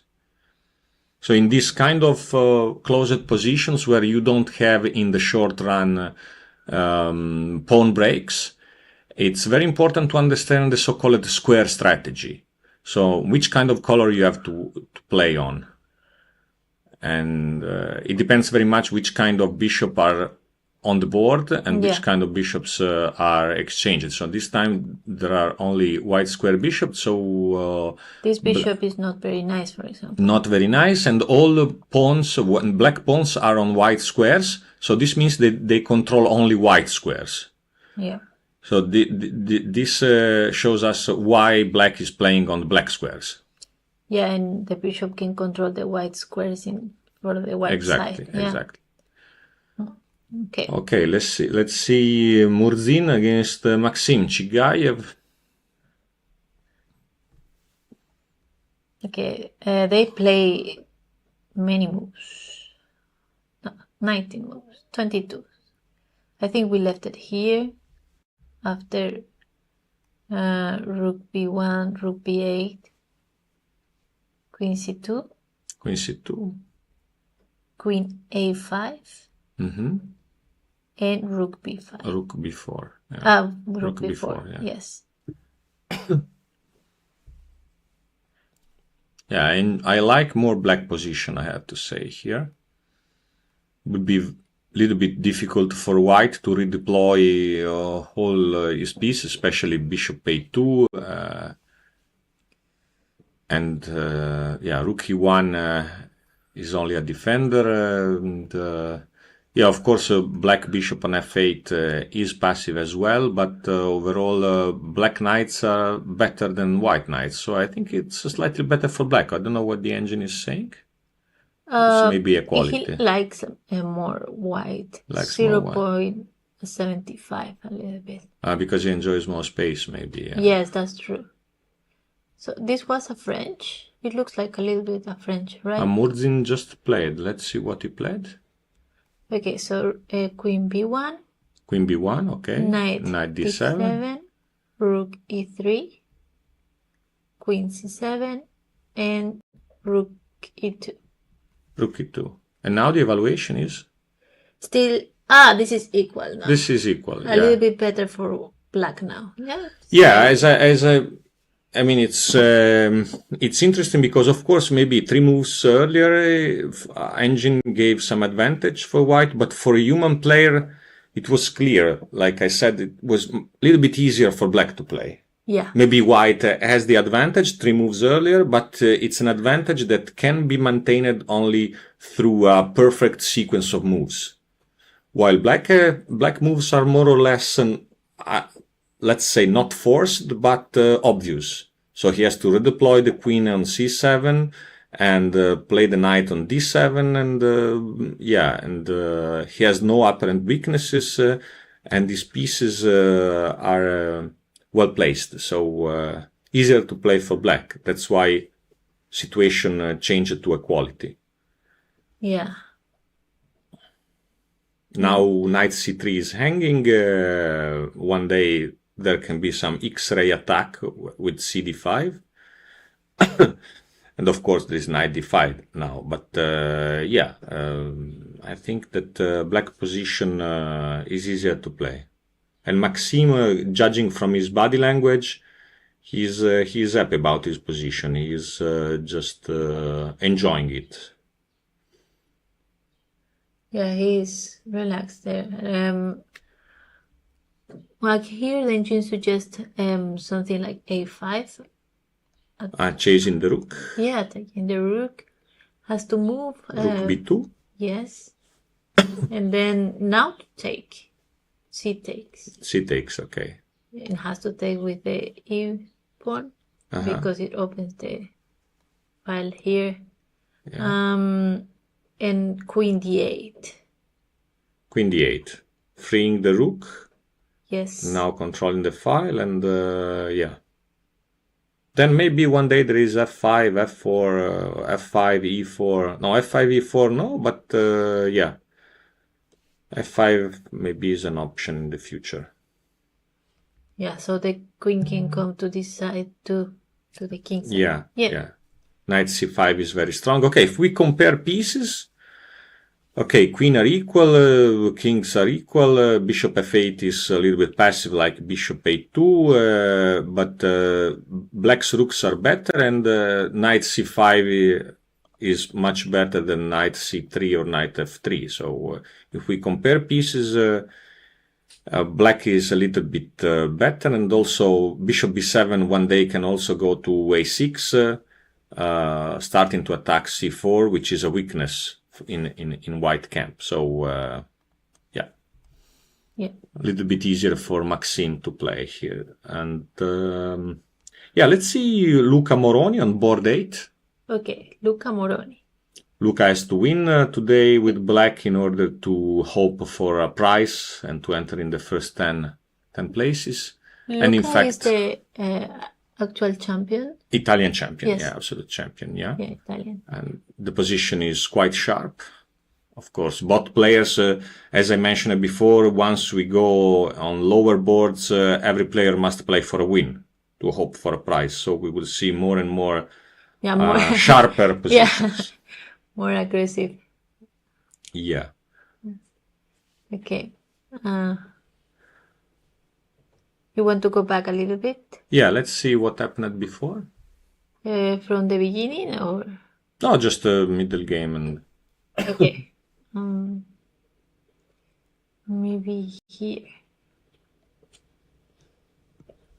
So queen c7, h3. Queen d7, h3, and okay. Take the bishop. Long castle, okay. Long castle as well. Queen e6. g4. g4, g6. Queen f3. Yeah. Going back with the and f5. F5. Yeah, of course, white has more space. Yes, more space. So I generally speaking, this is kind of position where engine thinks that white is a little bit better because of space advantage, isn't it? Yeah.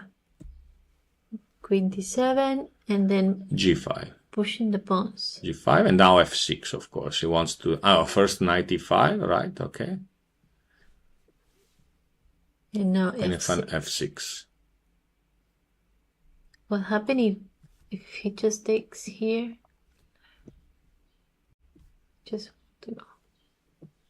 Takes, I think it will be knight g6. Takes first on g5? I think so? No, because... Okay, because there is a rook f8, intermediate move. Yes, intermediate move, because otherwise this will be under attack. Yeah. Yeah. Yeah.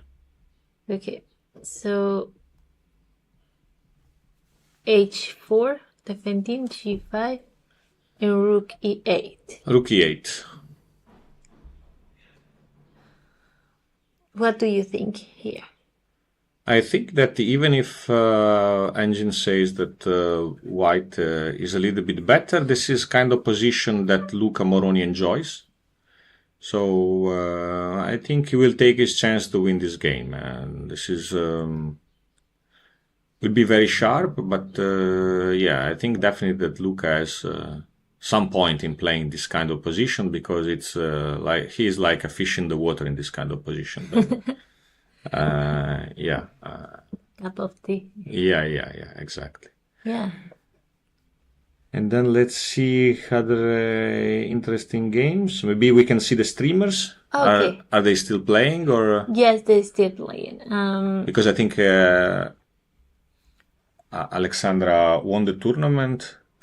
Alexandra is 1 point ahead of others. yes. Yeah, even if she loses, she won the tournament. Alessia is very close. We are not sure about it. Maybe okay. you could tell us what do you think, because in the push-ups, it says like Alexandra is like half a pawn less, but if she loses, that means she will get one. Something weird is happening. Okay. I'm not sure. Yes. Okay, but I think that I briefly saw Natoli Alessia's game, and I think he's playing black. He was better against her, right? Or not? Yes. I saw a very dry position. Maybe we can check. Yeah, let me find the streamer. No, I was mentioning the first board, the big tournament, Natoli Alessia, who is chasing the leader. Yeah. But today she has black, and briefly I saw her game. I think it's a very dry position, very hard to win for black if white doesn't blunder. Alessia Against Benoit. Hugues Benoit from France. Okay, here we can watch that game first, just to see how they are doing. Yeah. So this is very equal for the Jean.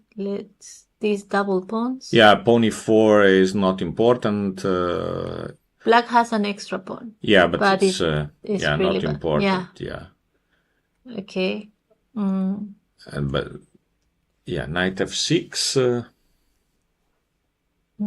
And what plan we can play here?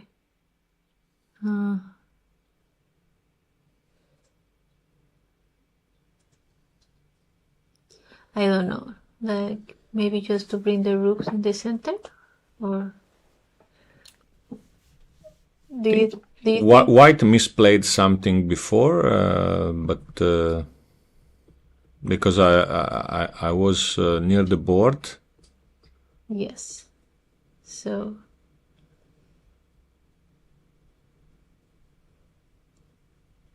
Okay, I think long castle is a little bit weird. Just to play rook d7. Rook d7.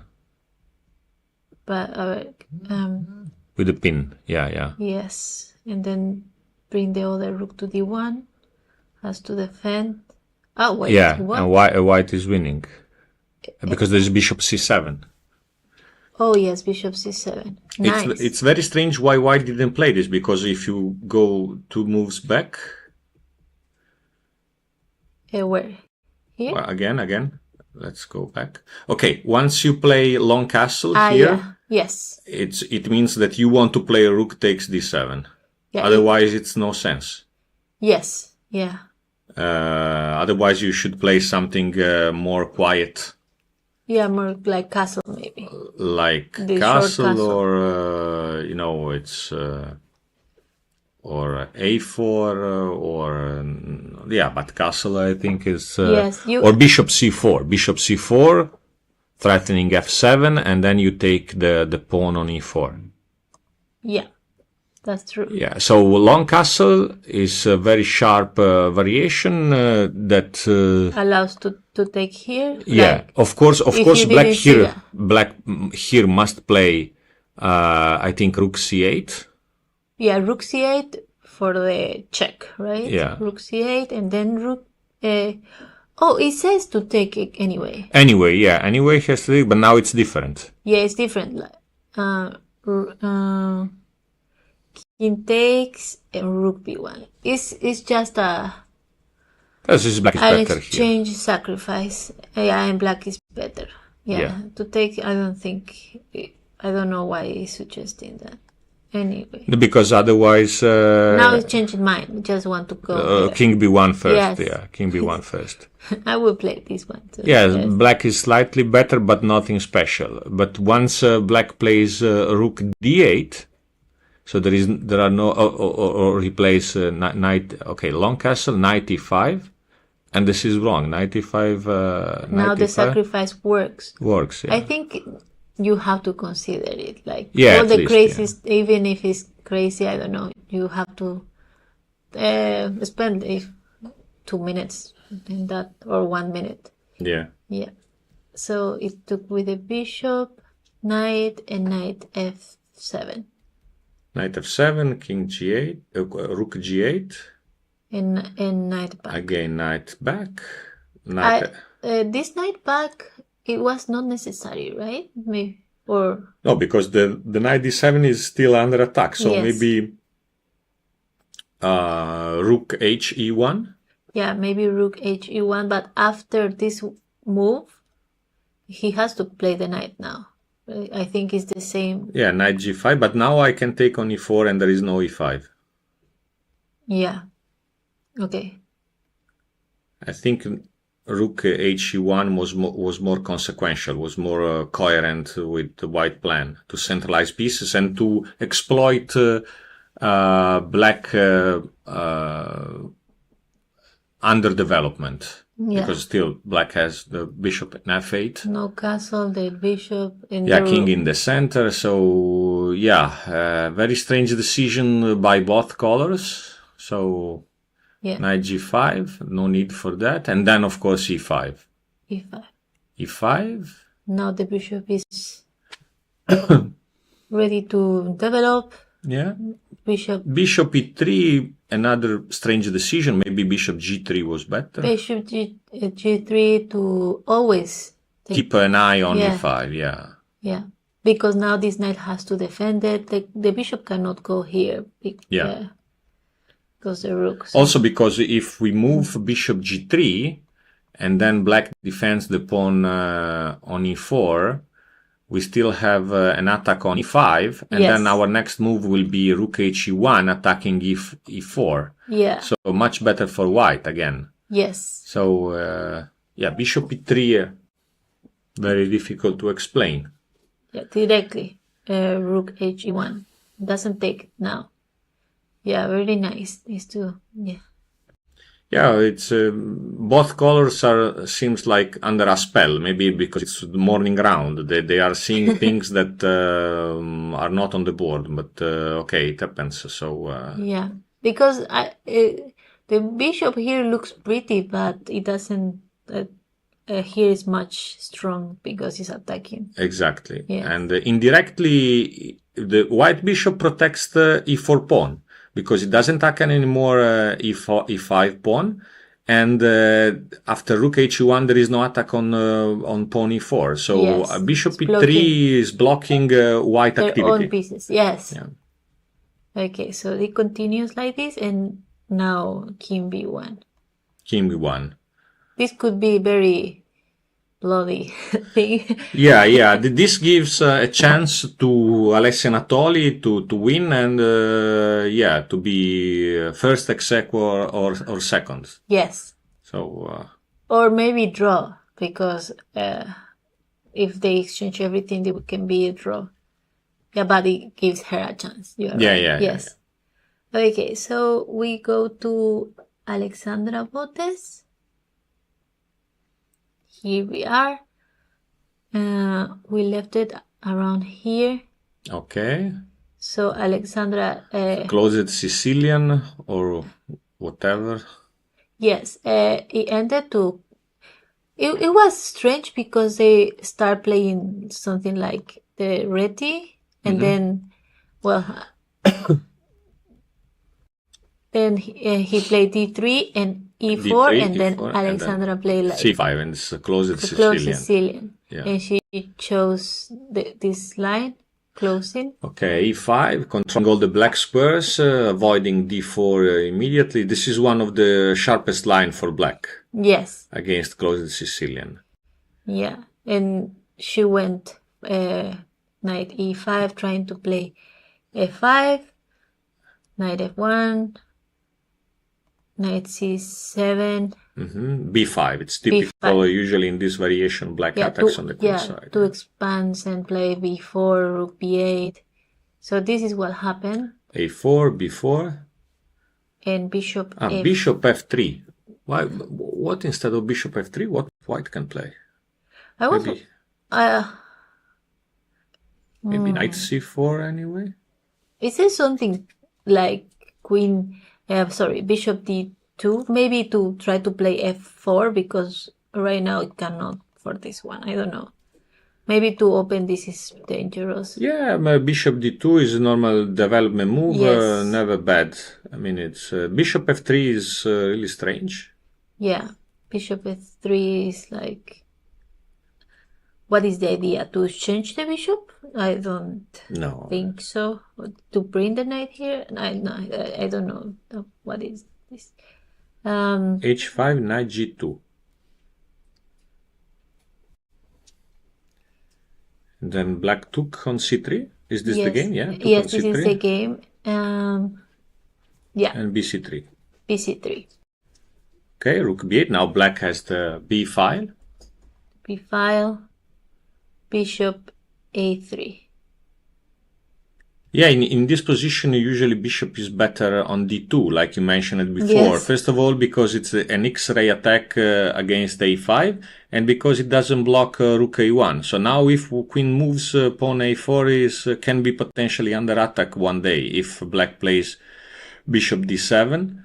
And so it's a very strange arrangement of pieces by white. Yeah, I don't understand neither too much the idea. They want to maybe try to play D4 and try to take this pawn here or something. I don't know. Yeah. So Alexandra developed the bishop. Bishop B6. Yes. Okay. Queen D2 and Queen D7. Queen D7, okay. Rook EB1, knight E7, maneuvering the knights. Yeah. And bishop D1, Queen C6, I don't know, and rook B2. Rook B2. Rook B2, strange move. I think black is a little bit better here. Easier to play for black and clear plan. He has all the pawn breaks are in the black hands. So black can decide to play either F5, maybe one day D5. And by doing this, he will free his pieces and all pieces activity, because once D5 or F5 are on the board, then also bishop G7 can potentially get some traction and some activity. So I think Alexandra is better here. Yeah, I think also... What the engine is saying? Yes, he agrees. Better. Yeah, agrees. The knight here. Yeah, basically it seems that after the first 10 moves, white played without any clear plan. Yes. And this is the result of playing without plan in chess. You end up with all pieces scattered around, And there is no coordination, and you didn't make any blunder, you didn't lose any pawn or piece, but in the end you end up worse. While black played with a clear plan. I think Alexandra made a good, wise decision to choose e5 to close the center and maybe to stop the attack in the king side, because in the closed Sicilian, white wants to play the king side. Yeah. That's the same variation I play with black. When I play Sicilian, someone chooses against me the closed variation. I always play c5, d6, c5, also because I'm an English opening player with white. Botvinnik variation. So it's the pawn structure and the themes, the motifs are pretty much the same. So very similar at least. So it's also important when you are not a professional player, maybe to play different openings, but with not exactly the same themes, but to know the motives which can be played either with white or with black. Yeah, it's the same with the patterns. You have to see it before, so you know it and you recognize when you are playing in the game. Exactly. Yes. Exactly. Yeah. Okay, maybe we go to Andrea. Yeah, we go to Andrea before the break. Yeah. So this is the actual position with h5. h5. Let's see. Okay, d4 square is almost in black hands. c4 pawn is a little bit weak. Yeah. But maybe white is overstretched. Maybe, okay, visually it seems white is better, but black is quite solid, and black enjoys c file and d file. So I don't know what the engine is saying, but I would prefer to play it with black. Yeah, the engine is saying some small advantage for black. For black, yes. Okay. Mm-hmm. It looks a little bit scary, the h5, but I don't see how he can attack. Maybe h6. No, is defending. No, I think at least in the end, if you watch the position, it's not so dangerous for black because white doesn't have pieces on the king's side. There's only the queen and the knight. So how he can attack? Yeah. So and then knight f5 is a good blocker of white queen's activity. So I think Yeah, this pawn is very weak right now. Yeah, c4 pawn is weak. So it's and more pieces coming soon. Yeah. So I think here maybe knight f8. What the engine is suggesting? The engine suggests bishop h3. What? No, wait. It's because it moves. Engine was suggesting knight f8, and she did knight f8. She did knight f8. Okay. Yeah, knight f8 is thematic in this kind of structure because all the pawns in front of black king are controlling black squares, and knight takes care of the white squares. So it's thematic. Very nice. What is playing white? G4 is possible in this position? Let's try it. No, it's too much. It doesn't like. Yeah, too much. More advantage. Maybe bishop h3. Yeah, after the g4, it just says knight h6. Yeah. And touching this. Yeah. So instead of g4, maybe bishop h3 is playable. Bishop h3. Okay. Yeah, this is better. And now it says to also this knight defend the bishop. Defends the bishop. Yeah. Yes. Okay. Yes. Now it says something like knight d4. Mm-hmm. And bishop takes. Actually, yes, bishop takes. And bishop takes. Bishop takes. And then bishop e3 maybe. Bishop e3.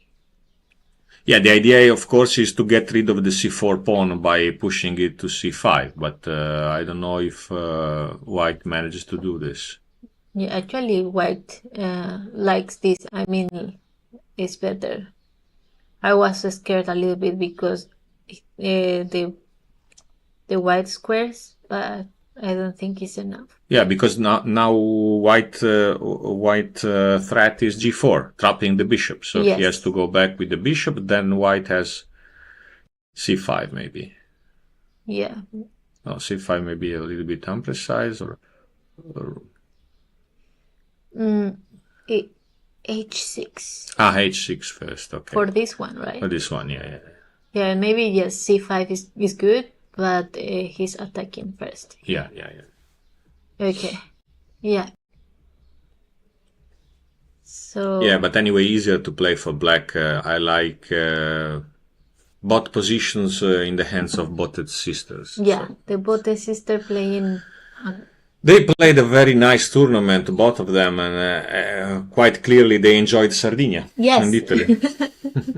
Of course, you have a good tournament and you enjoy the place Yeah, more. of course. This is very important. Yeah. This is absolutely very important because what is very often underestimated is the creative part of a player. Yeah. If you play in a place which you don't like, then also your creativity will be affected. Yes, that's true. And also here is a very nice weather and it's nice. Nice weather Yeah. and good food and everything you There, can. you have the beach there and everything. You have the mountain Yes. and you have the sea and the clear sky. It was a fantastic week in Sardinia, like always happens. Yeah. Yeah. This is the end of their Europe tour, this tournament. So after this one, they told me they are going back home and they are thinking maybe they will play in Norway in a month or something. In June for the. Yes, it's end May, but they are not sure yet. So yeah. Yeah. Okay, maybe we should go for a small break and we will be back soon. Okay. Stay tuned, guys. We will be back.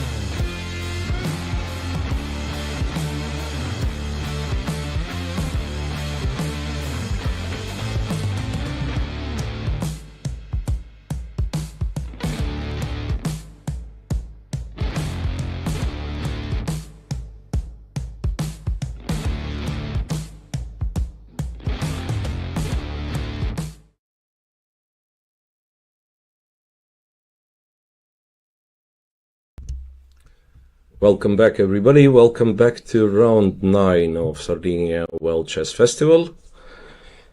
And yeah, so next portion we will do with Luca once again. While we were on a break, there was one result on board 4.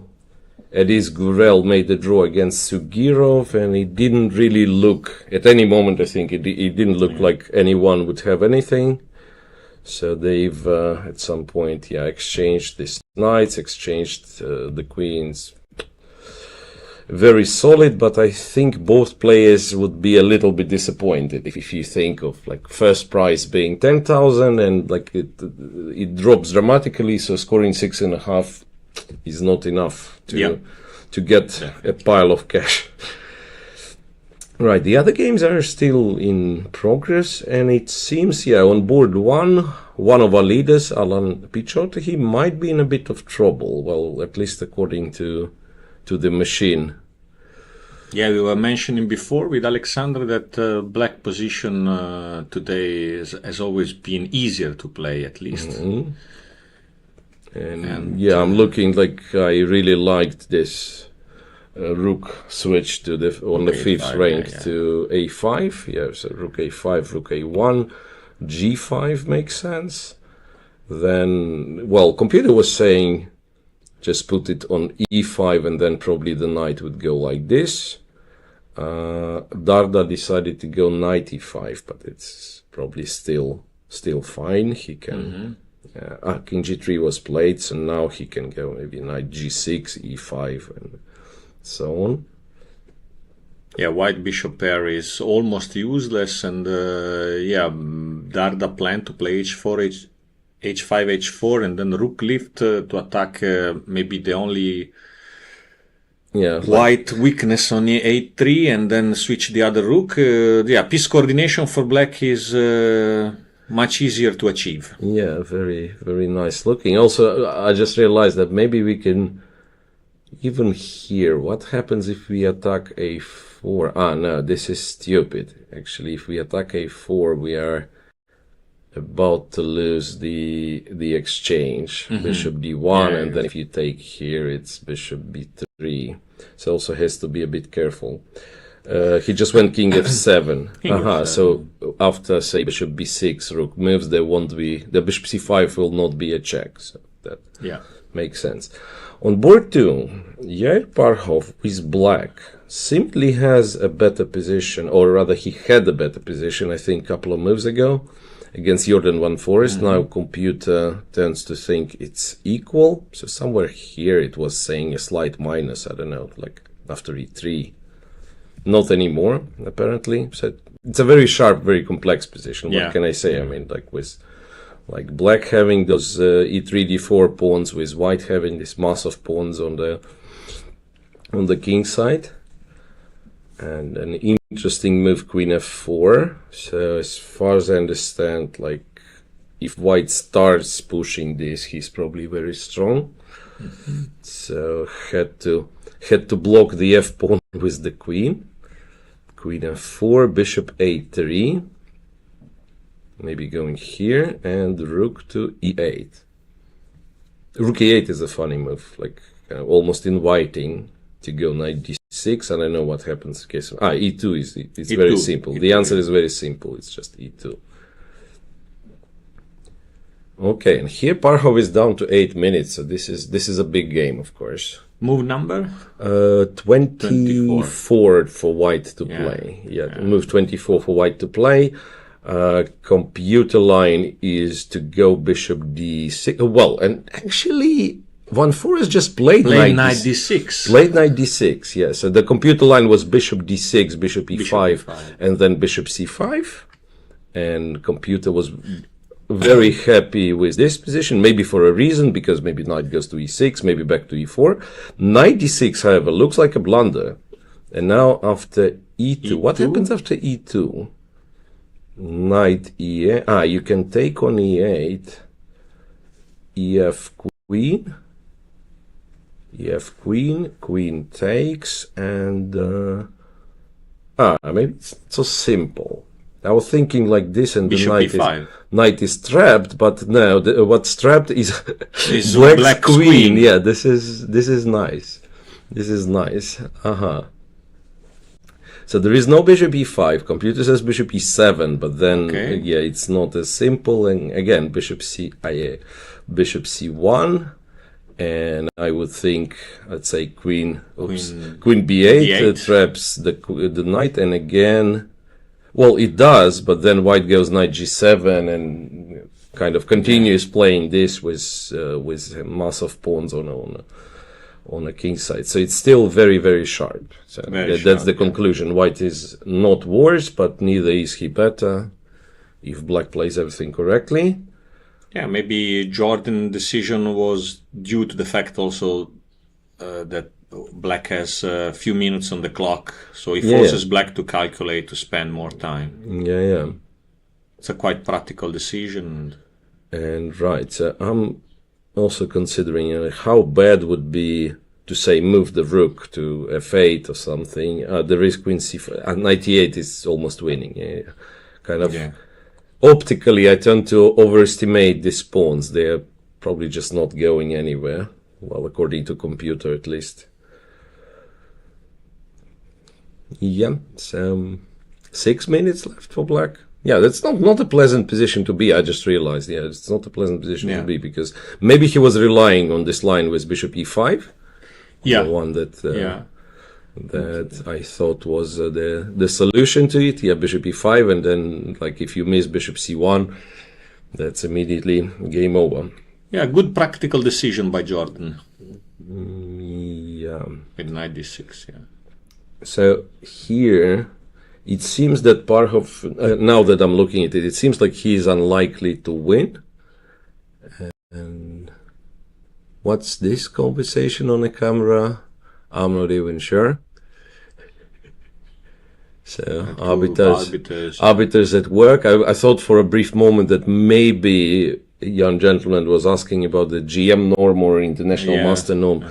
So the only GM norm which is currently kind of in progress I'm aware of is on board 12, I think. But I was not monitoring the international master norms. There could be quite a few. So, and we are shown this game, so board 12, let me quickly show. The position is not that exciting, it's just that to mention that the Kazakhstan player, Zhalmakhanov, I think even in case of a draw with white, definitely if he wins, but possibly in case of a draw even as with well. A draw. Yeah, he makes Grandmaster norm. And for now, I don't know. It doesn't look likely that white is better, but maybe he can just like stand like this and somehow not get under like too serious of an attack. Like maybe go f3 to be able to go. Yeah, g4 will be just a terrible move, of course, but because of f4. Of f4 and fg4. Yeah, so here to keep an eye on. If white does not lose, he probably makes a Grandmaster norm. Some update on Italian players. Francesco Sonis has won the game already. Yeah, the kind of final few touches. It turned out that it's white attacking. It's white attacking the black king and not black. So queen h5 and a threat of bishop c2 was way too powerful. Bishop c2, rook g6, and bishop f5. Nice final. Trapping the queen. Yeah. Nice final touch. And let's see Moroni, Luca Moroni, board 8. Board 8. Let me see. Why don't I see him? Because board 8 is. I think the Kazakhstan player on board 12. They ended their game. They are discussing moves. Yes, that probably means they've agreed a draw. Yeah, probably means they've agreed a draw, and I assume he knows then that with the draw he makes a Grandmaster norm. Because he's not like in contention for the first place. So the Grandmaster norm is only thing left to play for, and then if you don't make it with a draw, you just don't agree a draw. Doesn't matter the position, right? So Luca Moroni against Benny Eisenberg. Very sharp game. Yeah, according to computer, black is winning, but it's crazy sharp.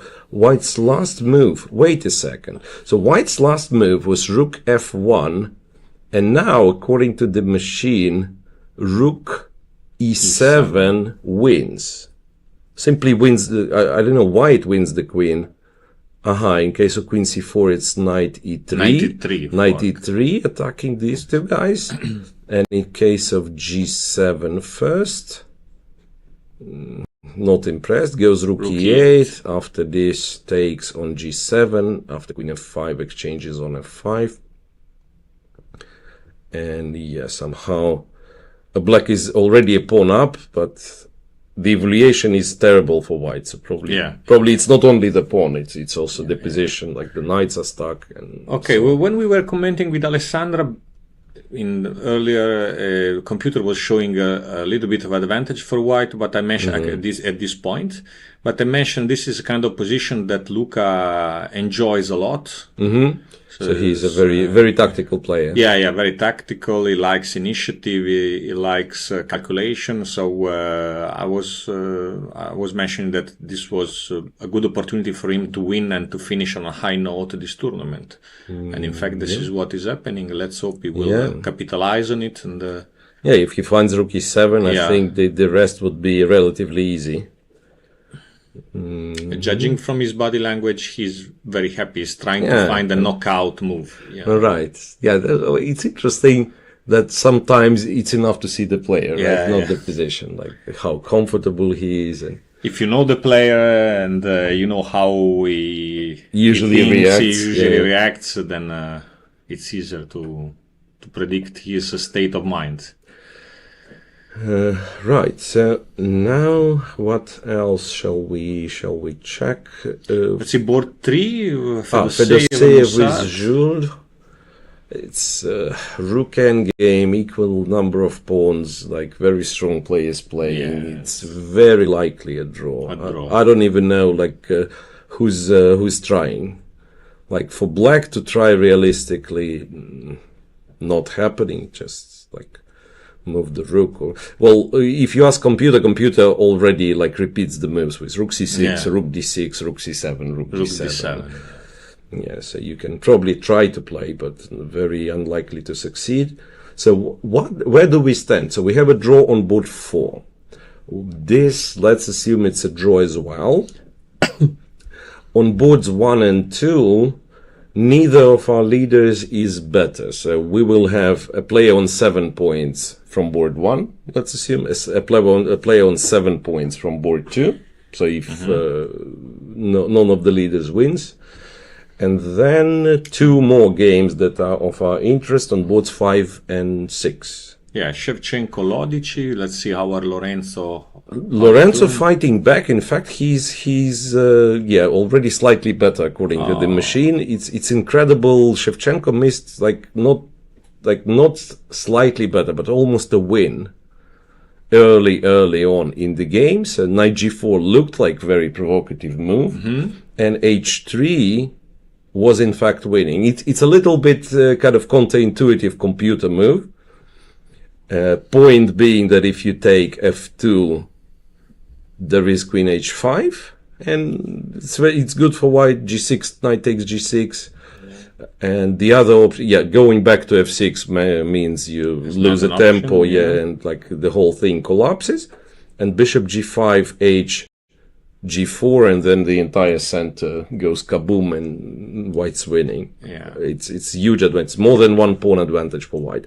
And Shevchenko played it like a little bit too academic, captured here, started to bring the knight to f4, which was okay, but then somehow it didn't work out for him. King goes, rook c1, all logical, rook queen a3, queen a3, a6, knight a4, and this is where probably he started kind of going a little bit wrong. Rook c2, king d2, and black managed to lift the position up. Rook a7, it's a nice funny move. Check, king g7, and then he wins the g6 pawn back. It was bishop d7, bishop e8. Yeah, nicely played by Lorenzo. So he navigated this position beautifully. And now yellow a5, knight b2.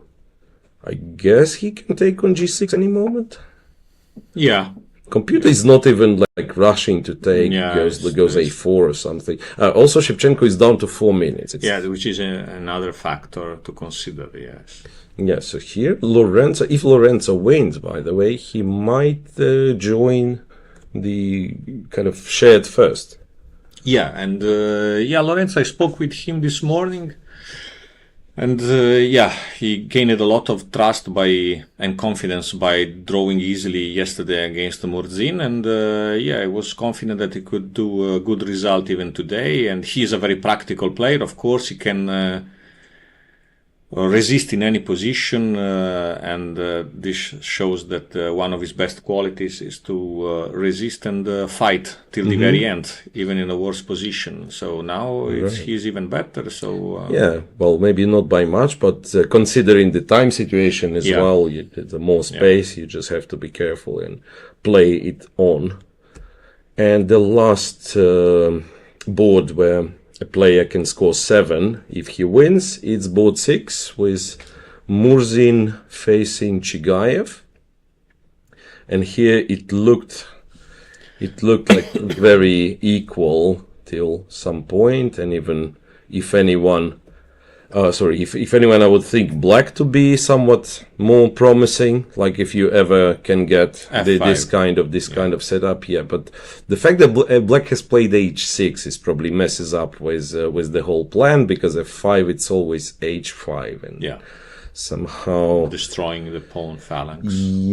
It's a weird thing, because like from the structure standpoint, you want to be playing on the king side where you have the majority, but you have all of your stuff stuck on the queen side.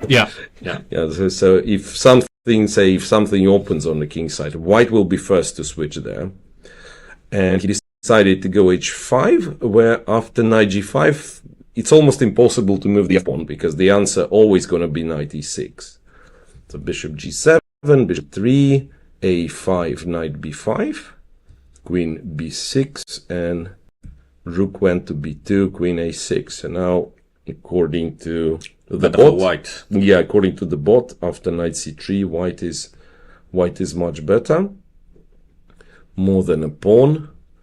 And again, in this game we still don't have the clock, which is very, very annoying. Now it's getting closer to the time trouble. Okay, we can see it from this side. 19 minutes for Murzin, and I don't know how much it has to be for Chigayev. Maybe 10 minutes, maybe a bit more than 10. Which move number is number 30? Number 30. Okay, so they are relatively close to the time trouble, to the time control. Queen d1, I'm guessing it's, like one of those sneaky moves that maybe, like if black, let's say, does this, maybe one day even like a g4 could be played. So now, it says a4 to defend this knight, and then queen defends the a4 pawn. So I imagine bishop b1 then, and already quite a few pieces will be pointed to the king side. Who knows?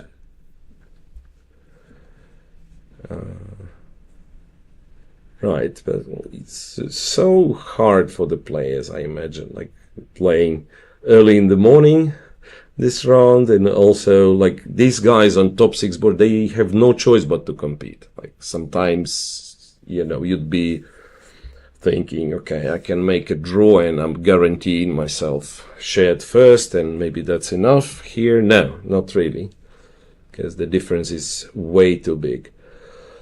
Let's go back to Luca Moroni, because he did find rook e7. Yeah. So now, according to what we know, he's winning. His opponent, though, has sacrificed a queen. Queen e8. Very interesting position, though. Computer gives black almost 2 pawns advantage, but still you can mess it up, right? From the human point of view, still there is a pawn. The rook, once the 7th rank is active, and like white's last move, rook h3, suggests that maybe rook c3 he wants, or to double. So that's still quite tricky. What if black plays like knight h6? Knight h6. Threatening the rook? Yeah, goes rook f6. Rook f6. And somehow it's not that easy to win this pawn, and the computer goes rook here, queen here, rook f3. Well, I mean, I would expect h4 to be strong. d5 the computer line is, and what's wrong with h3? Rook e6, okay. Something very messy, and then queen h4 is probably g7, and it's super complicated. And maybe even like wins a piece for the pawn, but then g7. Okay, this is far too complex for black, so probably should look for an easier solution. And Luca is down to how many? 11 minutes. 11 minutes. 11 minutes, and also let's move 30. So a couple of very important decisions, and he'll be in a time trouble. Yeah, this pawn is annoying. Like, I thought queen e6 would be very strong, but again, there is g7. Yeah. Yeah, also I think that from the practical point of view, a psychological point of view, Heisenberg's decision was the right one. Yeah, like after rook e7, you have this option of like going away and losing some material and the initiative at the same time, or you can sacrifice the queen. Maybe objectively it's a worse evaluation, but you're kind of fighting for initiative. Yeah, and then your opponent already maybe thought about enjoying a stable advantage, and instead he's forced to think how to solve new problems. Exactly. Like, so this was the end game, let's say, that could happen in one of the lines. This is like you're so comfortable with black. Yeah, you play on autopilot. Right. And in our game, it's still... yeah, and you know, also this broken material balance, like when you have a queen against minor piece and the rook, or you have two minor pieces against the rook, sometimes it's not always clear how to value these things, right? It's much easier for me to tell, okay, we have everything equal and I have two extra pawns, okay, I must be much better, right? And here it's always tricky. It's always tricky because the straightforward head count doesn't necessarily work like what you think. Yeah, this is a theme that has been explained very well, I think, by Boris Gelfand in his book Dynamic Chess Strategy, when he talks and shows example from his own games where on positions where material imbalance is a factor, and he also gives some insights on how to treat this position, not only with calculation but also from the psychological point of view. Yeah. So yeah. All right, but it's always very instructive. Yeah, on the top boards we actually have a lot of developments, so I assume people are getting short on time. So let me quickly check. Board 1, Pichot with Darda, and it has to be said Pichot fought back, and now the position is close to being equal.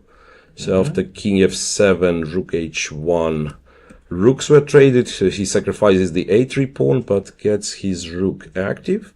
Check here, king g8, and then king g8 apparently is a mistake.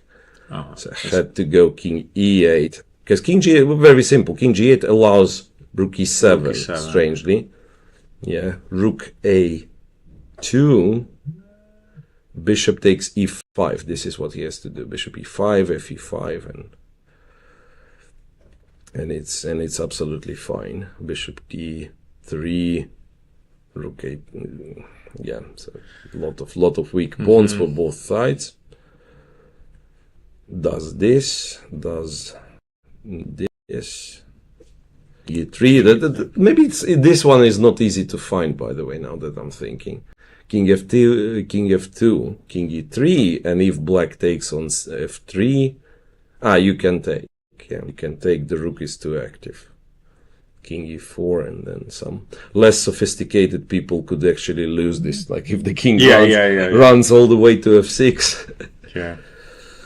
So I think Pichot is maybe almost equalized or just equalized. Yeah, rook a2 was played. Now the best move is to take on e5, and he's holding.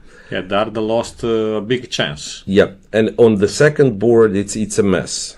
Computer likes white a lot, but it's a complete mess.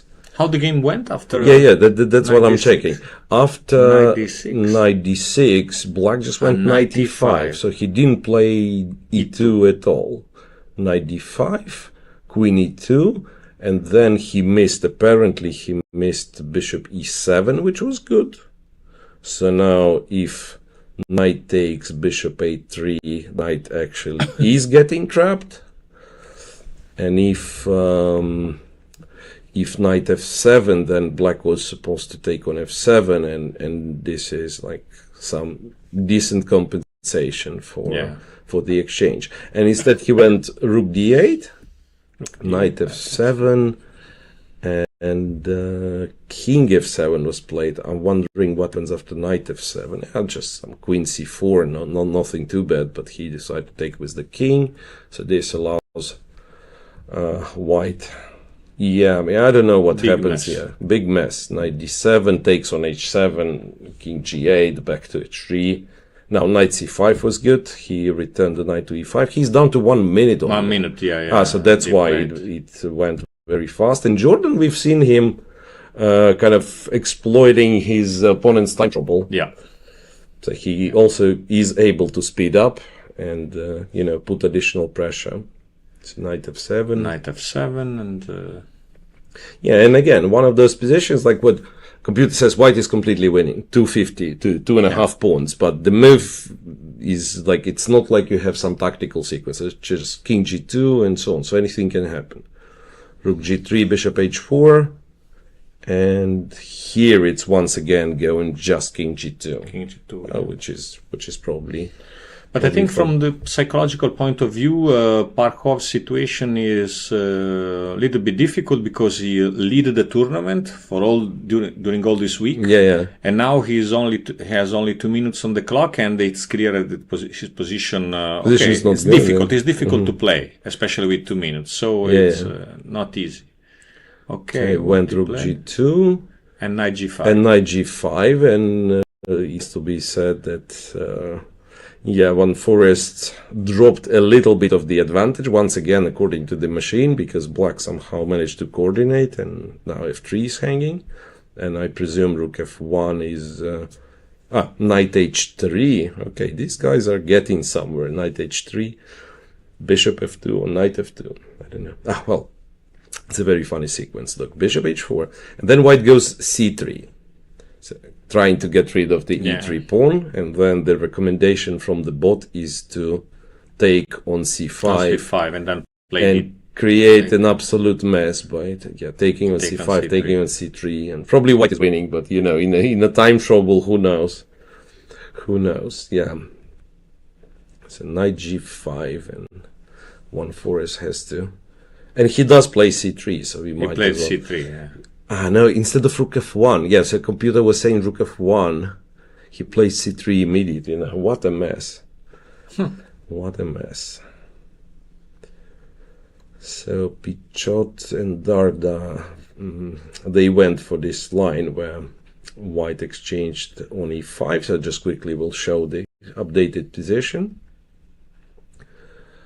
White took on e5 and went king f2 once again. Very, very solid. White is a pawn down, but thanks to this active rook, probably does okay. Now rook will maybe. Win. Yeah, so rook e3, and then he's going to take that one. Yeah, if he takes c3, then it's actually white who is better, strangely, because take this. After rook e3, rook e6, e4 is the move that it recommends, and something like that is probably equal. Same thing, so black has the a pawn which will start running one day. Yeah, black creates 3 pawn island in white's camp, so it's, Yeah, the structure is not good enough for white to have the real advantage. Fedoseev and Musad, if anyone, black is slightly better with 2 active rooks, but again, it should be a draw. It's just not enough pawn material here. So I think the most interesting was one forest parho. We Yeah, could just sit here Knight and F3. watch this time trouble. Knight F3. So now even computer is not sure. Again, I'm not using the best engine, but kind of good enough, should be good enough. Knight F3. Yeah, and computer is indecisive between rook F1 or capturing on D4 with the bishop. Somehow it feels like when you're playing this with white, now I'm looking at this position, I would have no clue whatsoever if I'm better or maybe worse, you know. So this is like after the game with all these numbers on your screen when it says, okay, you were winning all the way. Yeah, but during the game it's actually not easy to judge. It's actually not easy to judge if who is better and what's also going because on. the position is so sharp that it's all down about calculation. Yeah, exactly. Yeah. Who cares? I mean, it was +2 and then you blunder and then you're checkmated. Yeah. Speaking of blundering and being very sharp, Shevchenko played a very, very curious move to me. Knight to c4. I don't know what happened. Yeah, Lorenzo, he probably blundered some tactic. Lorenzo Lodici on board 5. So this is where it was all under control. Yeah. Queen d6, rook c8 was still fine. Exchanged on c8. And then, so he went with the right idea, but he missed white's counter idea. So the thing was, f5 is hanging, but black could play c7, and then, of course, in view of queen c3, you cannot do anything. So white would have to play rook c1, trade on c8, bishop g6, and apparently this is close to king g6 rather. Yeah, this is close to equal, but maybe he didn't like the fact that white rook is active. So he played rook c7. But there is queen f5. Queen f5, queen c6. He was planning for this.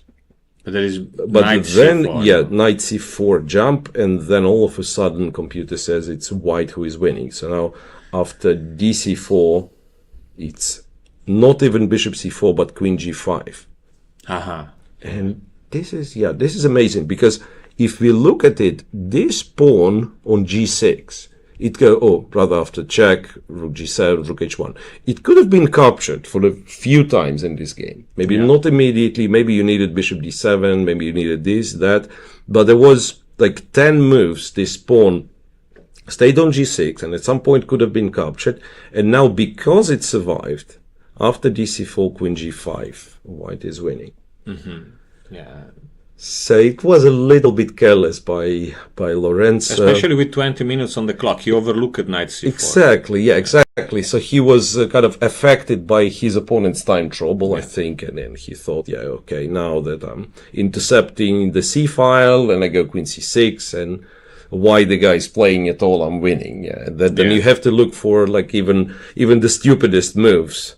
After this, it's not like your 26-70 opponent is playing to resign after you go queen c6. So he definitely has something on his mind.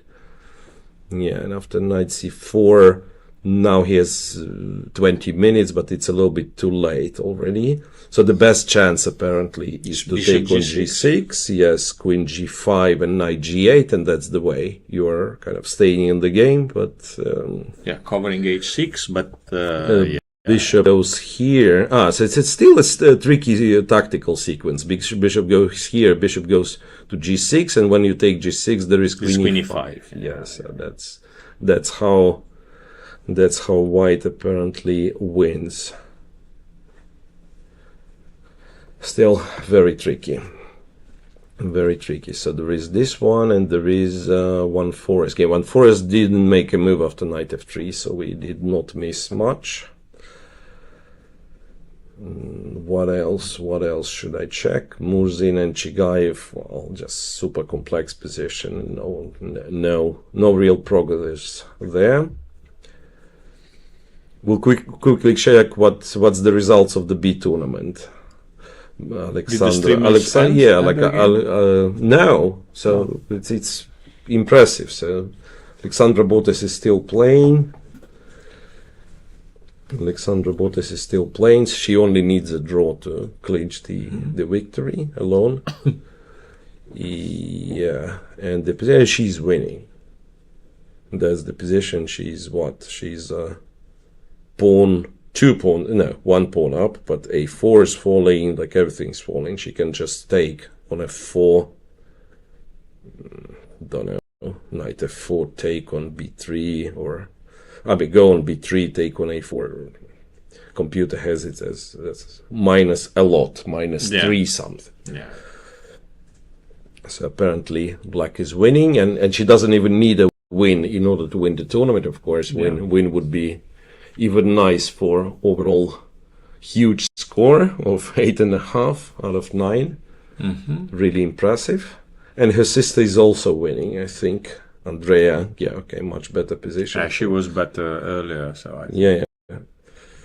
And still, like 2 pawns up, maybe some compensation, but definitely not enough. So. Okay, so we'll leave it here. We could check. Look, we have this game again. Alessia Natoli, and once again she's playing like very impressive technical chess. Yeah, absolutely. She was imprecise during the opening, and White didn't exploit the small. Somewhere here, right? Yeah, because White here played knight g5, I think. Wait a second. Here, no. Knight d4. I think this was the way to get the advantage. Okay, queen d5. Queen d5 was the way to get the advantage, right? And instead, So it feels like the moment she gets the endgame, Alessia, she's just better than any other player in the tournament. She has great technique. She showed it during many games. And here, of course, instead of bishop takes d7, I think rook takes d7. Yes, right. You are. Yeah, rook d7 would it's be typical theme here, motive. Of course. And then rook d1. And which is strange because if White plays long castle, of course he does it in order to play rook takes d7 and have the other rook joining. Yeah. But Alessia had anyway, after long castle, rook c8 as a good opportunity to get an advantage, because all these tactics is not anymore on the board, because there is always some kind of discovery check. So rook d7, king d7, and then if knight f7, there is king is king e6 maybe. I don't remember. King e6 is good. Yeah, king e6 is good. King e6. Yeah. e6. It's very messy, right? So if the knight takes knight d4, take the bishop, and then the knight is trapped. Yeah, if bishop c4, you actually go king f5 and attacking this bishop. Also, you're threatening knight e5, knight a5. So that was an exciting game. Yeah, very interesting game. And then here, move 36. It's just a winning knight and pawn endgame, it seems. Like computer gives e4, and then somehow White knight got stuck. Knight d5 as well. Yeah, okay.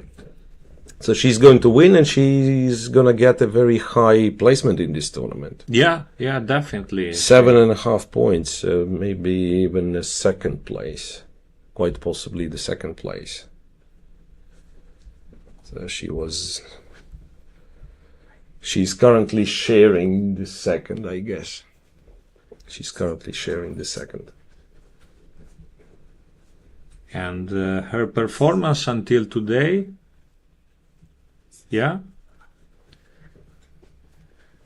performance until today is 2,100. So she's winning. Winning 71 because of course she has K40, so the multiplier is very high, but well deserved, I would say. Yeah. If she wins today, maybe her performance will be around 2,200.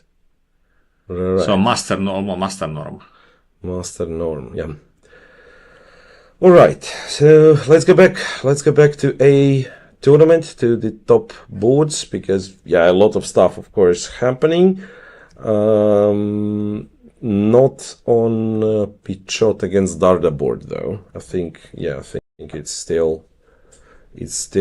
Oh, wait a second. What? I'm sorry. What happens? So after king f2, which was a correct move, and black e4, apparently taking back on e4 was a bad idea.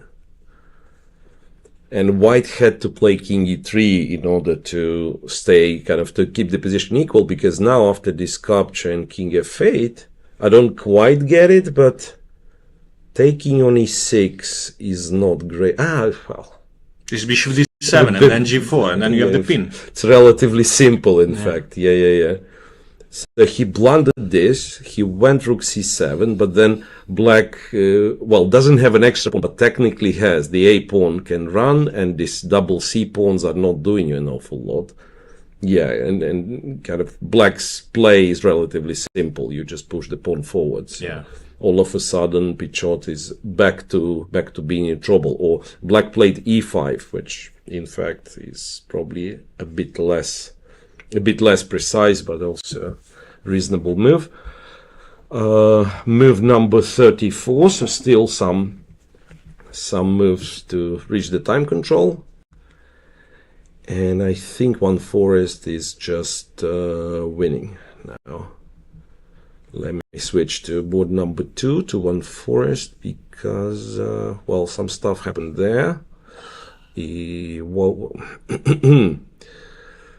looking for last few moves. Knight g5 is what we've seen. c3. Knight f3. Knight f3, rook f1, bishop f2, rook takes, pawn takes, queen takes. It's relatively simple. So now if d takes, white can simply take on f3, queen takes, rook takes, and after c2, bishop e3. Yeah. Too many pawns for too many extra pawns. Yeah. That's exactly. No. He didn't take. He would go gun d3, but then bishop e3. Intermediate move, bishop e3, and then takes on f3, and white is winning. Yeah. Yeah, it's a painful tournament then for Parhov. Leading, starting with 5 out of 5, leading all the way, and it's an incredible comeback from one forest who started with a loss. Yeah, Jordan is a very experienced player, and right.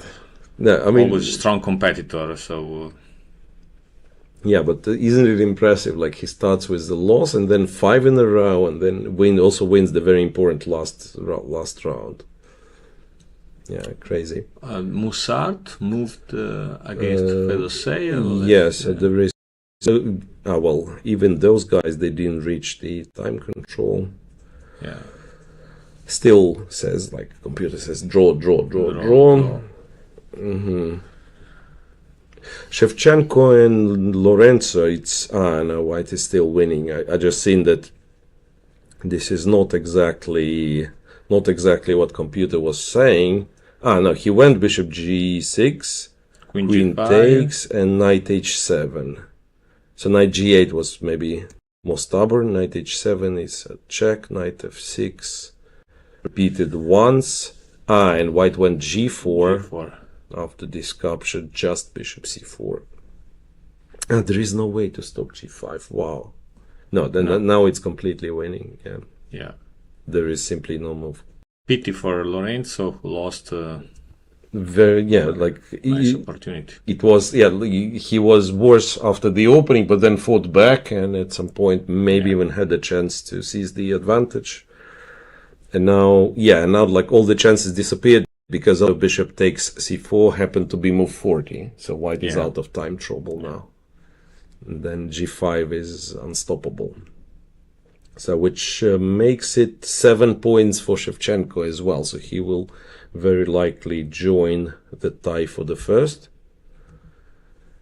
as well as one player from both one forest is one forest. We assume he wins, so it will be one forest. It will be Shevchenko, and then maybe Darda, maybe Pichot. Yeah, if Darda wins, it will be him. If Pichot makes a draw, which, by the way, again, couple of moves and the evaluation changed dramatically. So here after rook c7, yeah, he had to run with the a Instead, pawn. what he played? And he played e5, which is a little bit wasteful. e5. King e3, a5, and now you have the chance to play c5 with white, and then probably activate the bishop like this. Yeah, because by playing e5, black left the control of d5 square. So yeah. No, it's even fun. Look, after rook a3, it turns out maybe it's not that easy to find. This is the way you activate the bishop. a6. This is the way you activate the bishop. And now let's say rook b3. You don't care. You go king d2. Okay, come on. This is a little bit. Yeah. This is a little bit unhuman. This is a little bit unhuman. However, black has played a4, and now bishop c4, bishop d5, or bishop a6. Bishop a6 is the way to make a draw. Rook b2. Rook b2, bishop b7. Again, this is like a little bit tricky. Bishop b7. So if rook takes, of course, white is taking here. And after rook a7, just check, go back. That's actually not so clear in my understanding. You go here, f1 a3, black actually wins. F1 a3, black actually wins. But so after king e7, you have to continue this study-like stuff, like g6. Now this is not easy. This is not easy, and like considering that you have to go here, take b7, and also there is another bishop b7. You have to understand that now is a draw, which computer claims. c6, bishop a6, rook a7. If anything, I would faster believe that this is a draw, and the other line. This is easier. The other line is with kind of rook behind the passed pawn. So no, it's a crazy sharp position. That's it. That's the maximum. Phil Pichot has to fight in order to secure the draw. Yeah. So after a4, this looks very human, honestly. Bishop c4, and I don't know where the rook's going. That's not only human, but also probably good enough. Bishop d5, a3, go check, and go here, right? Or even bishop c6, a2, here, here. I'm wondering how does black win this one. I played bishop c4. Probably does not win this one. Yeah, black probably doesn't win this one. Yeah, the king cannot come here. Yeah. So white just holds the position as is. Okay, yeah, played bishop c4. Move 37, so very likely, as of now, it's very likely that they reach... Rook a1. Rook a1. Rook a1, yeah, okay, also possible. Maybe he's opting for this. If the bishops are traded, then he wants, like... Yeah, he has already the pawn on a2. There, yeah. Wants the pawn on a2, let's say bishop d5. Okay, this is not easy to understand. And then a3, and a2, no place to hide the king. With the king, yeah. Yeah, like king d2, rook h1, and rook h2, famous skewer. Yeah. So white has to be careful then. Yeah, with the king on f3 would be impossible, because then you have king g2. King g2, and now what computer is doing, it's actually the king for the pawn. So king here, if a3, rook c8, king goes, rook goes to a8, and yeah, kind of to have the king even closer. Yeah. No, but that's not easy to play again. Like I'm only watching the computer evaluation, but it's not easy to play by any means. And one forest finally made a move, and it's not the move that computer was recommending. So I'm switching back to one forest. Still winning. c4. Yeah. Still winning. Yeah. So the move recommended by computer was bishop e3, but now c4 is also c4. It's good enough. Yeah. It's good enough. Yeah. Pushes the rook away. d2, he can simply, there is no threat, so can take the rook. If rook goes away, then he has to play bishop e3.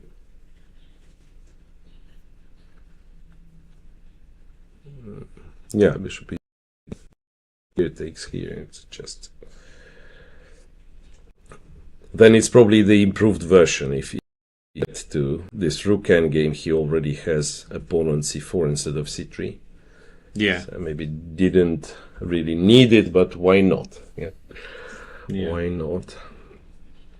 So approaching this stage where, like in 10 minutes, I think everything will reach the time control or be finished. So only two options. More or less. Only two options. It's a very tense games on the top boards. Obviously, people do not want draws, want to fight. Maybe let's check board 6. Murzin and Chigayev. Murzin and Chigayev, because it's very... It was very complex. I think Murzin is simply because of this huge pin over here. And Chigayev kept standing and waiting. Pawn takes, rook b6. Whoa, it's really painful. Queen a5. Queen a5 already kind of giving away the b7 bishop, but Murzin says, you know what, the bishop is not running away. Yeah, it's just typical Murzin style. I mean, I leave you in your own waters with your own problems. Yes, knight e4, and it's sooner or later he will take it. I think, wait a second, so knight e4, he guards d2 square. So this is the plan then, to go rook b5. It's complete suffocation, like, I don't know. Let's skip the move, and then it's rook b5 here, and this thing impossible to entangle. Yeah. So you can go queen b2, and and then maybe bring the bishop here, and only then go after slowly this improving every possible piece. Yeah, so Chigayev has already won something like this with black, but I'm afraid against Murzin it will be impossible. It will be more difficult, It will be impossible. Right. Let's see, Luca Moroni, board 8. Yeah. How it went on. Let's see. Well, he's completely winning right now. I managed to solve all the practical problems. Yeah, the g6 pawn is gone, and this is, of course, good news. So something like that happened, and captured on g6, and when rook e8, simplifying. So now there is no question. Black, I think, is should be winning relatively easy. Takes over here. If rook h5, he's knight d3. Knight d3. Knight d3. Just winning. So Luca is winning. He'll be on 6.5. So at the end, he will be the best Italian player. Yeah, in the end, because Lorenzo lost his chance today. Lorenzo loses, and Luca Moroni will be the best Italian player. Lorenzo played rook a3, white. White just played rook a3 in this game. Luca's game, rook a3. Wait a second. d6 is hanging. There is no queen f7. Is it as simple as thinking? So after queen e6, rook a7. There's still some tricks left, maybe. d5. d5 is what computer recommends. And again, Luca probably will be very comfortable calculating this. So that's amazing. Move 41, so he has no side, Yes, it's move 41. He gets half an hour added to his clock and can of course calculate. Murzin. It's finished. Murzin, it's actually finished in one move. So after knight e4, bishop g7, the game, so rook b5 and d6. So Murzin at 7 points. And somehow he went very quiet. He made a couple of early draws. He wasn't seen much in the leading group. And then, just wins in the last round.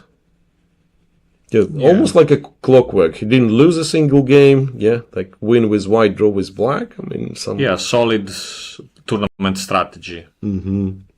And it worked out for him at the end. 7 and yeah. And now it's curious to see that his rating is 2632 and his performance is 2632 until today. So clockwork. The guy says pretty much like, I didn't do anything special, right? I just performed according to what I'm supposed to be doing. Yeah. Well played. And currently he's leading the tournament. Yeah. Of course, with a lot of games being in progress yet. And right. So Francesco Sonix is at 6.5 as well. Yeah. Yes, it will be between Francesco Sonix and Luca Moroni. Francesco, on let's remember, he's not only of course, he's Italian representing Italy, but he is also from Sardinia.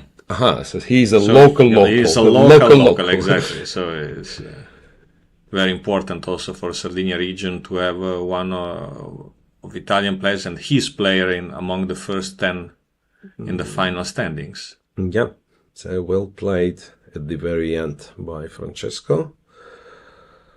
Right, and the games will be finishing like quite soon because Murzin Chigaev is already finished. Boot 5, Shevchenko against Lorenzo Lodici.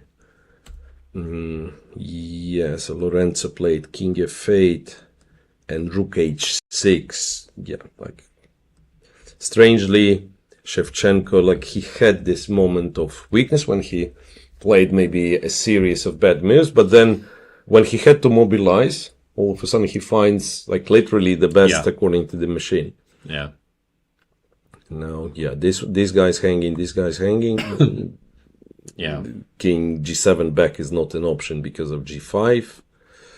Now everything falls apart. Knight H7, the computer says, and then it's a check, 7, and... Yeah, it's not only a good position for white, but it's a clear position. Say computer goes G5. Now, for me, if I see that I can do this, and, and take on G6, exactly what I'm doing. That's enough. More than enough. More than enough. So there will be 3 extra pawns and, everything. What else? Maybe back to the streamers just to see what happened during the time trouble. If Alexandra Botes is still winning, she was winning, to remind you, and she still is. Well, dropped quite a bit of her advantage though, according to the machine. I don't know why what exact. Takes on C4, Bishop C1, D5, Bishop C5, E4 still looks overwhelming, to be honest. 2 Knight A8, Bishop B3, Knight B6, maybe. No, it should be winning. So this is the trick. F5. This is the trick. F5 and then Knight F4, and maybe getting at least some of the compensation. And I think if slower move is played and then black gets 5, stabilizes, then it's completely winning for black. Absolutely, Then you just dominate totally. No, but again, in terms of tournament win, it's impossible to almost impossible to imagine black losing this one. So that would mean it was 8 out of 9. It's still a very solid result and clear first place for Alexandra. And her sister is 2 pawns up in the endgame, again winning position, but some technique will be required.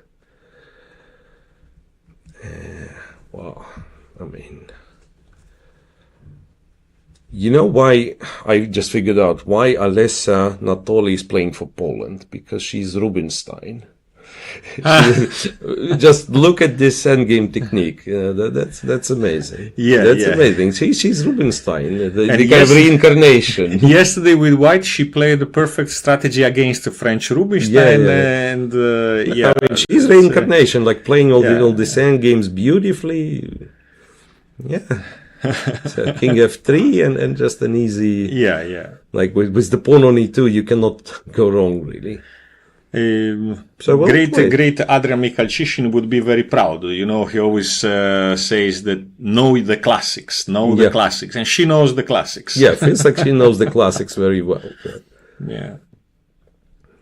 King b3, king f3, yeah, probably don't have to analyze, just, to share what computer is sometimes very ironic. And here it suggests to go to h1, to f2 and then d3. Yeah.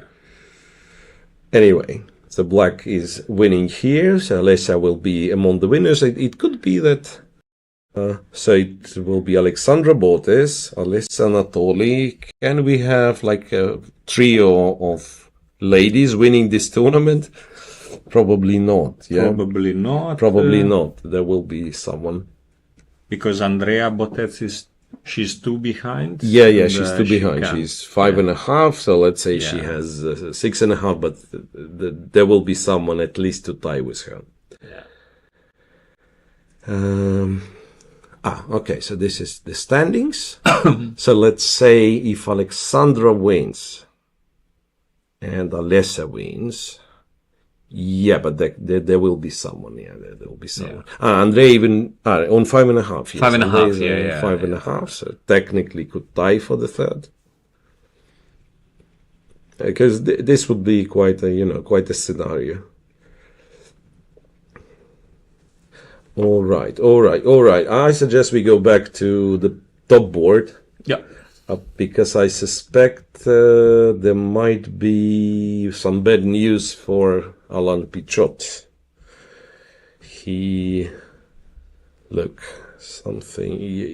a1, king d2 was fine. Then after a3, king d2 was not fine. Computer was playing king d3, but apparently to have some, I don't even know why. Now I'm trying to make sense of it. Anyway, after king d2 and a3, this no longer works, it seems. King g7 and if rook a8. Bishop e4. Yeah, the king on d3 was protecting the pawn on e4. Now it doesn't. So he made a mistake. It was a time trouble stage, exactly. So he gave a check. Rook f5, and after a2, he will have to give the bishop for his pawn. Yeah. So he currently king. Black didn't play it yet, but I think king d7 or something, and then he'll have to take on a2, go wherever he goes. He will pick up this, but the last pawn will survive, and that means black will be winning this one. Yeah. All right, so that's quite a turn, because I thought Alan was kind of had a very, very good tournament, was very solid, won a few very nice endings. But yeah, it's not over until it's over. So the very last. A very nice performance by Alan Pichot, which was until this round he performed 27.50. 27.50, so incredible. If today he's gonna win, then his performance will increase. No, but he's with white. Yeah, he loses. He loses this one, so it was a good tournament for him until today. Yeah, until today. Yeah. And I'll check One Forest just in case. One Forest, no, completely winning +5 or something. What's One Forest's performance? 25.67. Incredible. So he might share at the first place and still lose some rating. Yeah, maybe today's win he will be even. Yeah. Performing exactly his rating, but sometimes, like one may get lucky in the Swiss tournament by, say, I'm not saying like losing in round 1 has anything to do with good luck, but then like logically you have a bit weaker tournament for next few rounds. Yeah, and you have more chances to go on a winning streak, and maybe you get confidence. Yeah, like keep the momentum. I've already won 4, so that means Feels unstoppable. Yeah, 1-4's game, I believe, will be finished pretty much anytime soon. Rook f1 and Rook f1, there is no check, and then white, as soon as he gets a say, he goes queen g6, f6, the game finishes. Yeah, maybe queen d2 to create one more funny threat, but then after you also lose the knight, so this will be the end of it. Okay, so this finishes anytime soon. Board 1 they will play for quite a bit, because even with an extra piece you still have to show some technique. Fedoseev and Musart reached the time control without changing the evaluation of the position much. Yeah. So it's still fairly drawish. So it appears the winners will be at 7. Yeah, the winners will be at 7, and we already have a couple of those, I believe. So now, well, one technically, it's Murzin, the only one who has 7, but then Shevchenko's gonna have 7. Then very likely Van Forest and likely Darda, so maybe four players at 7. 4 players at 7, yeah, it looks like it's a big tie. And yeah, Shevchenko's, I have his position on the board, and now the fun fact is that computer stopped showing numeric variation because it's checkmate. Checkmate in 9, or 8 even. Right. A complete destruction, after all. Just for, to have some fun. I understand it's having fun at the expense of Lorenzo. Yeah, but you don't need this full finish, but nonetheless, it's kind of beautiful finish with Queen e7. Computer says that Rook g8 is also checkmating too.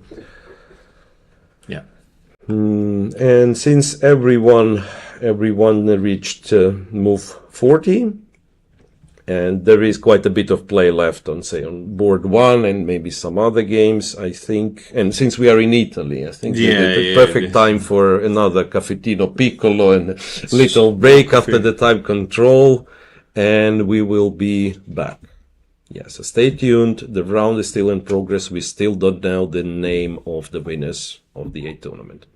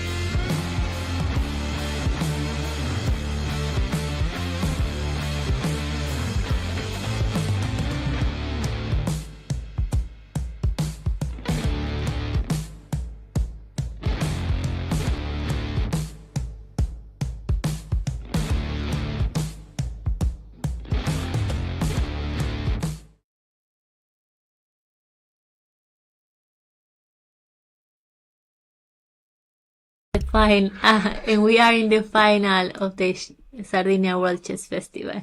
Yes, we are back. So with only few games running, we probably should update on the results. On the results, yes, we have one more important result. Jordan van Foreest has won his game against Parhov, which makes him another player on 7 points. So now it's Jordan van Foreest, it's Murzin who won against Chigayev, and then another game that has finished, Kirill Shevchenko wins against Lorenzo Lodici. So that means there are 4 players in currently three. Currently 3, and then on board one, Daniel Darda is winning against Alan Pichot, and I feel for Pichot, he had a very good tournament also, like the quality of play, very strong opponents, he was doing incredibly well, but yeah, he will have to settle for 6.5 points. And white is completely winning. So takes this one and slowly, I can't even imagine what has to happen. So this will be lost, and g5 rook goes to g4, and slowly like black can take. And he just resigns. He just resigns after king e6, so that makes it four winners at the top. It is painful for both Pichot and Jair. They were leading the tournament, and at the last moment they dropped the chances. Yeah, and also with the white pieces, like no one would expect him to lose, and including himself, and like he, of course, like would he want to make a draw with white? I'm sure he could. So he was trying to play for a win, and an unpleasant result, of course. So from the top boards, we only have board 3 running. Yeah. We only have board 3 running, where Fedoseev, after 53 moves, somehow managed to win a pawn, but the position is still a draw, according to computer. Somewhat tricky though. So now Jules is to move, and the line that computer is giving is here to go rook g3 to give this check. Now if the king is cut off, I think it's relatively easy draw, so king e4 maybe, rook c3,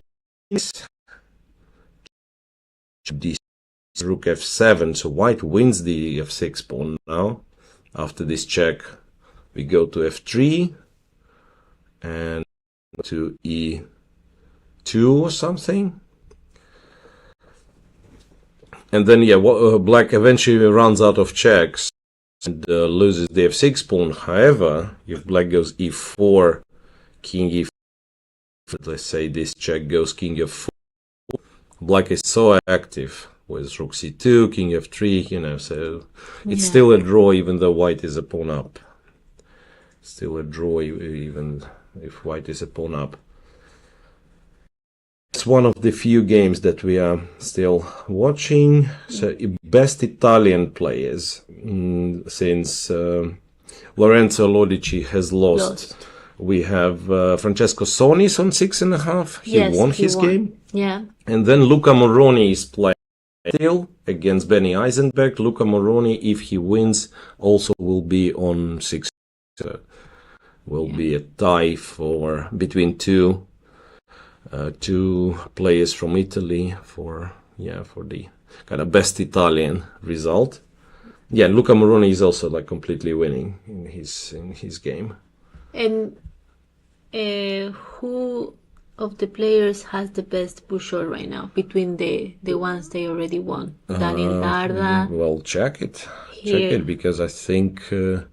Yes, it has to be tie break 1. So Pichot had very high Bugles, and all the rest is very similar. Right, so before this round, the highest would be Fedoseev. Fedoseev is not winning. No. So from those who won, we have Daniel Darda, half a point behind Shevchenko. And who else? Murzin is... Okay, Murzin is clearly, or rather, Van Forest is clearly not winning the tournament. Like, his Bugles was much lower, which is something you would expect because he started with a loss. Yes. And for, like, to say if Shevchenko is higher, it's hard to tell because in last round anything could change. And also Fedoseev, if he managed to win the... Yeah, if somehow Fedoseev manages to win, he had very high Bugles. Yes. So it could be... It's unclear, but roughly we have. Yeah. I don't think, though, Fedoseev can win this one. It's too drawish. Right. So once again, this is the standings that chess.com has. I don't know, probably spread by Buchholz, maybe live Buchholz even. Yeah. Maybe live Buchholz, but something can change, like your opponent is playing maybe on board 30 and in his game something is decided. There are many games still going. There are still many games going. How about the streamers, the winner, potential winner of the B tournament? Alexandra Boris. Alessia is winning. Yeah, Alessia has won already, I thought. Okay, let me see. Yeah, she did not win yet, but she's winning. Okay, Alexandra. First, let's check Alexandra Boris. So she doesn't care about any other results. She's just like winning the tournament with a huge score. So what? Refutes. Okay. Knight a4, 2 pawns up. 2 pawns up, and I think just winning. Also, her opponent has like only 4 minutes left on the clock. I think both the sisters are winning with black both. Today. So Alexandra has this position. You have 2 extra pawns simply. After bishop d2, she can go knight b6 with a tempo and save the pawn, or just go bishop b4, also perfectly fine. So there is not much surprise left. Yeah. Yes, she's winning. And Andrea with black, she has 2 extra pawns, h7 and a5. Okay, h7 might be lost, but a pawn is running pretty fast. Yeah, and also can try to make some threats on d2 to f2. I don't know. The knight is hanging. Yeah, like the knight is hanging. Yeah, maybe just go a4 now. Yeah. a4. Compi says takes here. Wait a second.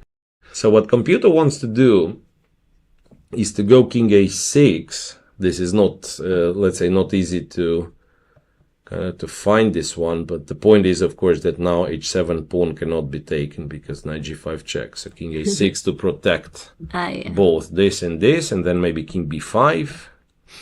Now in case of knight c2, rook. What? Again, some tactical tricks. Rook d6, and you think, take the knight and then f5. Yeah. Okay, this is tricky, but you don't need to be as tricky. I think even a4 should be winning. So Andrea is winning, so does Alexandra.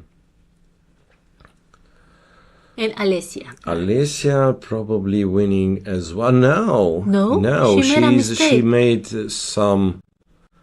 She made some mistake. Okay, she was winning here still. Yeah, it was completely winning. She was winning, but then she had to just push the h-pawn. So here she took on f5, and this is the move which loses, kind of spoils the advantage. And it went back and forth because after a5, king f3 was winning again. King f3 was winning, defend the e2 pawn, and after a6 you go knight d4 and this move. Yeah. Or if with b4, then you stop it and you simply keep all the pawns, right? Instead, she went knight d6, 6 knight b5, and then knight c, knight back, knight e4, and then she loses e2 as well. She might still win, of course, because it's a tricky position, yeah. 2 pawns, but the pawn on a6, the fact that the pawn on a6 survived is a little bit surprising, to be honest. So knight e2, king e3, for instance. You just go king f1 and somehow sacrifice the knight for the remaining pawn. Yeah, what an escape by Hugh Benoit against Alessia. All right, so we could wait for both the sisters to finish, and as well for the game on board 3. I'm checking Zach right now. He already won. He won. Yeah, so well played. Finally managed to win some games. Yeah. So, right, so we are only waiting for board 3 pretty much. And Luca Moroni? Luca Moroni as well, yes. Luca is winning. Maybe it will take him some time. Yeah, we can look at Luca Moroni's game. It's board 8, I guess. Yeah, it's board 8. Yeah. Board 8.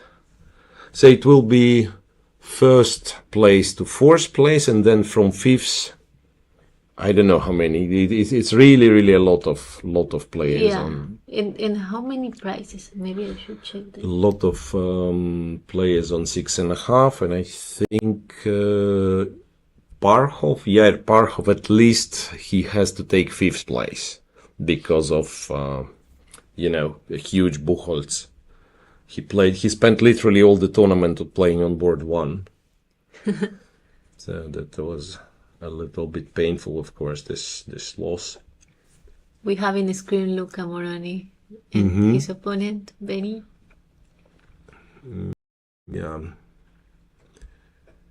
So, right, Luca is like winning with many moves. I think DE4, Rook take, Queen G6, interestingly, what is recommended by computers, so creating some tactical possibilities after this check and knight e3. Queen, so this is the mode that computer wants to exploit to get to d3 with the queen.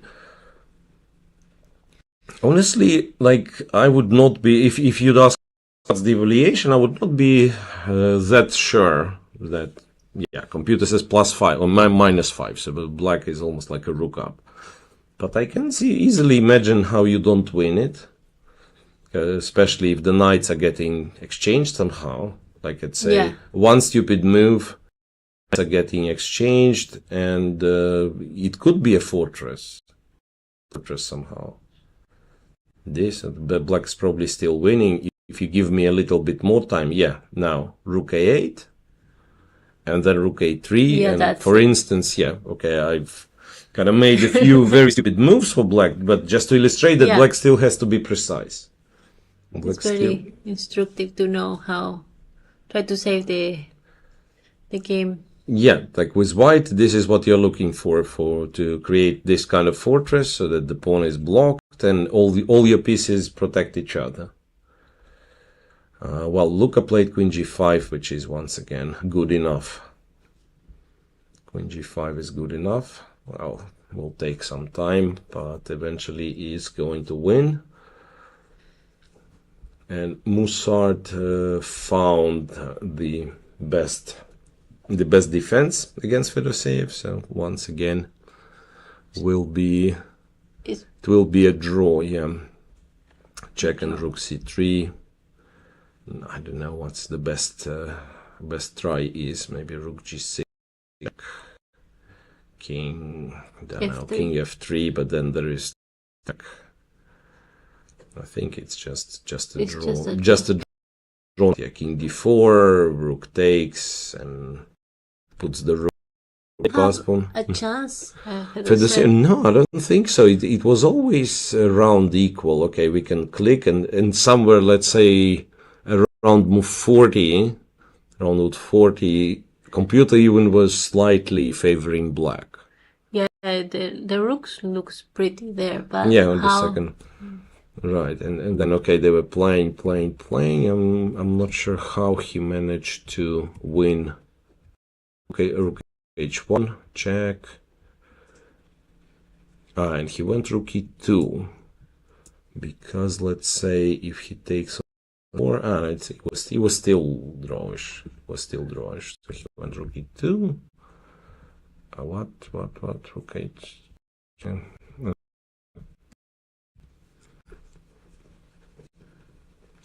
Rook g6 played, rook c4 played. Rook, king f3.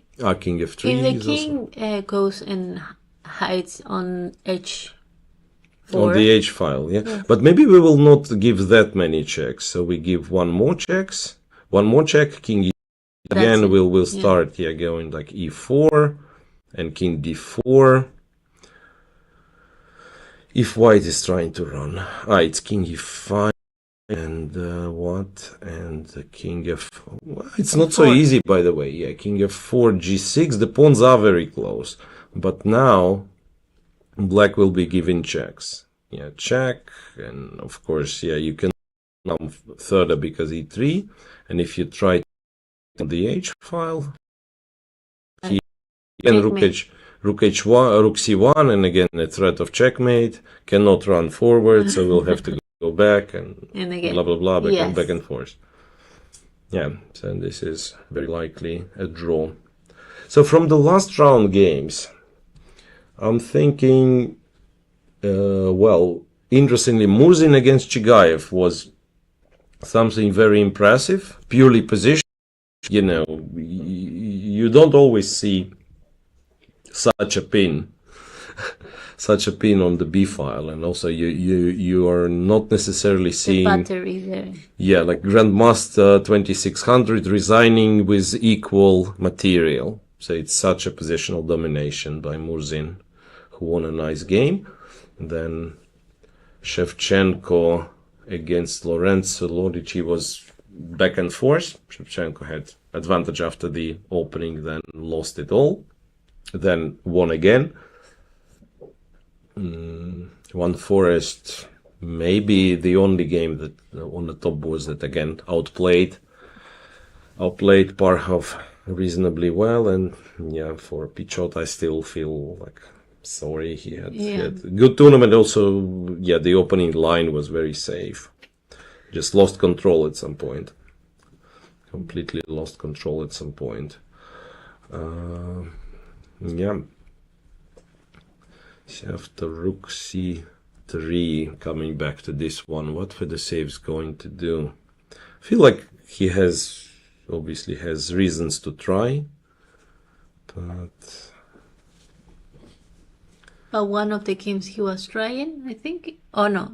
Yeah, one of the games he lost, like he was trying. Okay, this is like too simple for white to lose, but yeah, like when he was, it's exactly against Parhov in round 4 maybe. He was much better at the beginning, right? And then he made lost the advantage. It was equal, and he kept trying, and at the end blundered heavily. Okay, from the games that we are still watching, I'm not even sure which one is the most interesting. Because, maybe Luca Moroni with the queen against minor pieces. Maybe that's the one we should be watching. I'm just scrolling down to see if there is progress in the streamers. Yeah, like board? Streamers boards, and I mean, I'm just checking pretty much everything. Maybe there is like something exciting going on. No, most of the games are finished, by the way. Yeah, most of the games are finished. So it's the finance moments of the tournament. I'm getting closer and closer to the actual streamers boards. Okay. Alexandra Bodes. Yeah, they do make progress. She's advancing. She took the pawn on a4.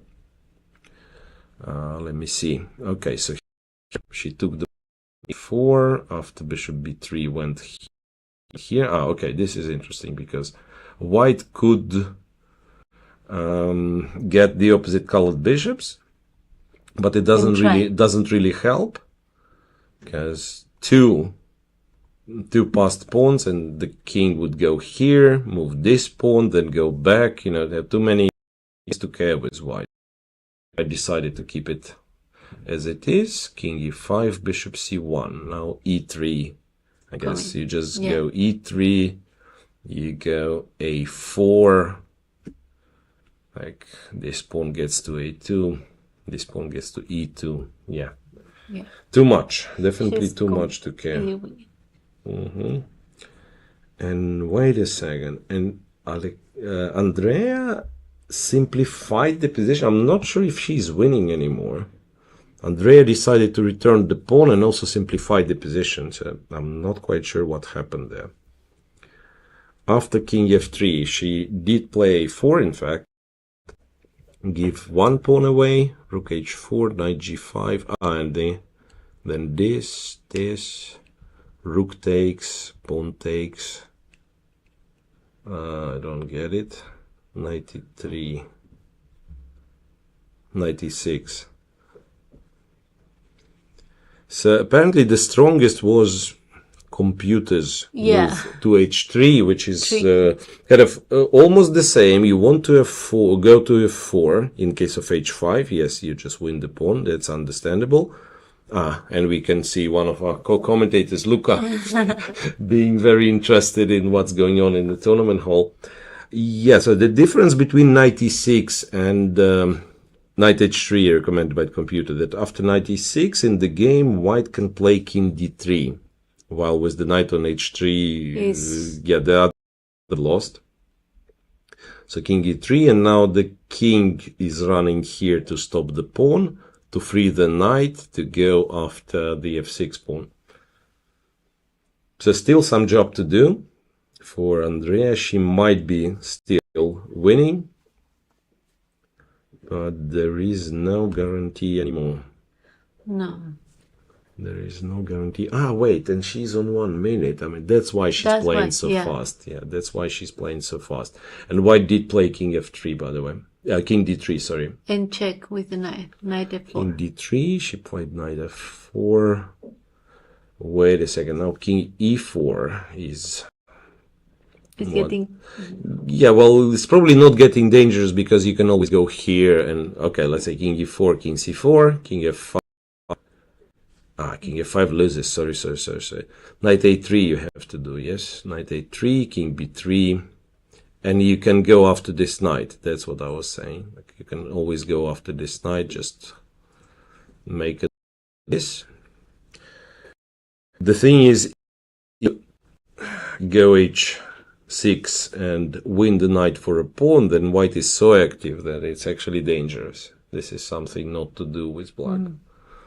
I mean, you probably make a draw anyway, but there is no chance to win.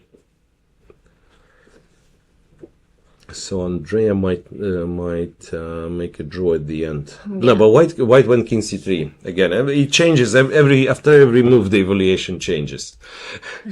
So now she has to change her mind and go with the king to the king side herself. Like king e5. I think the trick is that after knight e3, black can play knight d5. In exchange. Yeah, so that's a bit unexpected because there is a pawn, but if white exchanges, we are just in a square. Yeah, just in the square of this pawn. And she's playing. She played what? King c5, bravo. That's a good move. King c5, reaching move 60. Reaching move 60, and what to do with white? f3. Yeah. Okay, her opponent has like almost half an hour, so of course it won't be as quick as we would like it to be. And a move from Alexandra Botes, which is a little bit surprising. Let's check her game again. She played... wait a second. So here, after bishop c1, Alexandra played knight, which I'm a little bit surprised with. So she's sacrificing the g5 pawn to exchange in order to go knight e3. Bishop takes, and oh yeah, but this is winning. This is winning. This is winning, and So this is the setup black will use to put the bishop here to defend the pawn. Let's say white doesn't have active, so you probably should wait. Then you can play e3 and here. So the e pawn deflects the king, and you just go here, here, here. Get and the pawn to a3, go back, a2, win the bishop, and so on. Okay. So it is winning. It might be the fastest way to win, by the way. It's just that it's very tempting to take that pawn, because you will think... Yeah. But also, if you don't take, black has a fantastic setup with knight f4. So it's just a winning position. I'm actually thinking maybe knight f4 is just as strong. No, knight f4 is... okay, he took the pawn. He took the pawn, so let's see what she does. Knight e3 or knight f4. Both She's playing really good. She's playing a good tournament. Knight e3. Bravo. Bishop takes. Only move. Yep. Bishop takes. And this makes completely sense. Also, she needs just to draw. Yeah, so she's super safe, and okay, I mean, she couldn't lose even before that. Like, even mathematically, it's impossible to imagine like how to. So I think we are safe. Congratulating her on winning the B tournament, the B group. Congratulations to Alexandra. And also with amazing performance. Like, if she wins this, it's 8.5 out of 9. Like, complete. She will be winning more than 60 points of rating. Yes, complete dominance, making it back to 2000, I guess. Yeah, back to 2000. And the next year, if she plays Sardinia, she has to play in the A group. Yeah. Which will probably make it even more exciting. Yes. Okay, and Andrea will play for quite a bit because her opponent is on half an hour. Yeah. There are some games, maybe we can take a look to wait in the others. Is one of the 5 points, Benjamin Haraldsen from Norway. Yeah, I'm scrolling up. And who's his opponent? Is Tarum Kayalmarala from Ireland, I think. So let me see. No, sorry. I'm sorry. It's Jakub. Jakub Chizik. But I have a result here already. Oh. Benjamin Haldersen has won. Yeah. Great. So there is no result in the cross table, but the game maybe just finished recently. Yeah. So Benjamin Haraldson has won. There is the game that just finished a few minutes ago. Ben Ari from Israel won against Damian Leotak, and the final position is absurd. The position is nice. It's an endgame with white having rook and 2 pawns, last move being c5, and black cannot stop a7 and a8. So if knight takes, it's a8, next move a8. So interposition, so it's kind of... and the bishop takes, I should mention, if bishop, then white sacrifices the rook and then goes a7. Yeah. So... And Ramazan Kalma, he drew. So do you think he will get the norm there? Ramazan Shalmahanov, yes. He told me that he calculated everything and he thinks he made the norm. But of course, the kind of final approval you get from the arbiter. Yeah. So, we are shown again the game of Luca Moroni. By the way, Luca did allow exchange of the knights. And I'm starting to think, like he has to be careful not to end up in one of those drawish positions. Yeah. So he's getting dangerously close to this position being a draw. Probably still winning though. I will mention something that here. The thing is, white probably loses a rook after series of checks, but let's imagine white, again, just this. That's a draw. This. I wanted to say that this is not a draw. This looks very kind of resembling the other fortress. This is a known fortress with the rook pawn, but with the c pawn, the plan to win, and I can even quickly show the plan to win. So it's then you get somehow, I mean, yeah, white has to move. Yes, and then you go here, here, here. King b here, here, 3. I think this is how you win. You put the queen on d3. White cannot take. After rook a3, you can go here around the queen, so kind of to get to the second rank, and yeah, and this is a win. King d2, rook a3, king c2. Yeah. And slowly you push this rook out and you win. So even if, let's say, even if he misplays it somehow, the position will remain winning. But yeah, still some technique required. Still some technique required. And on board 3, Jules Moussat found one of the lines that we were talking about with... Oh, yes. Yeah, with this counterplay, sacrificing the f6 pawn, or rather, losing f6 pawn. He had no way of protecting it, but like... But now he's very active. Yeah, so the pieces are very active. And after say rook e, again, the rook e6 line we also looked at, I think it was... Now, Miro, now white is winning. White is winning. Now white is winning because the king is running away, and I think the scenario is you get the pawn on e2, white sacrifices, and by this pawn, yeah, but this time the pawns are too far. Not like the game of... Yes, so that would be a terrible mistake to give this check. And this is a tricky line. This can be missed. Rook f3. Now if king give a check like all the... And if king g2, then you have to go here. Wow, this is not easy. King e3, 6, king f. So you almost like let this pawn promote. And after f7, you cannot also take here because rook e4. Okay. After f7, you have to go king g5. So this is like quite a maneuver for the king. Like look, king from d4 goes to e3, f4, g5. And then it's a draw. So it becomes interesting. I wonder what Fedoseev did. He went king e2 for now. King e2 doesn't make sense that much sense. Now it's just check. And after this move, you just go king e5.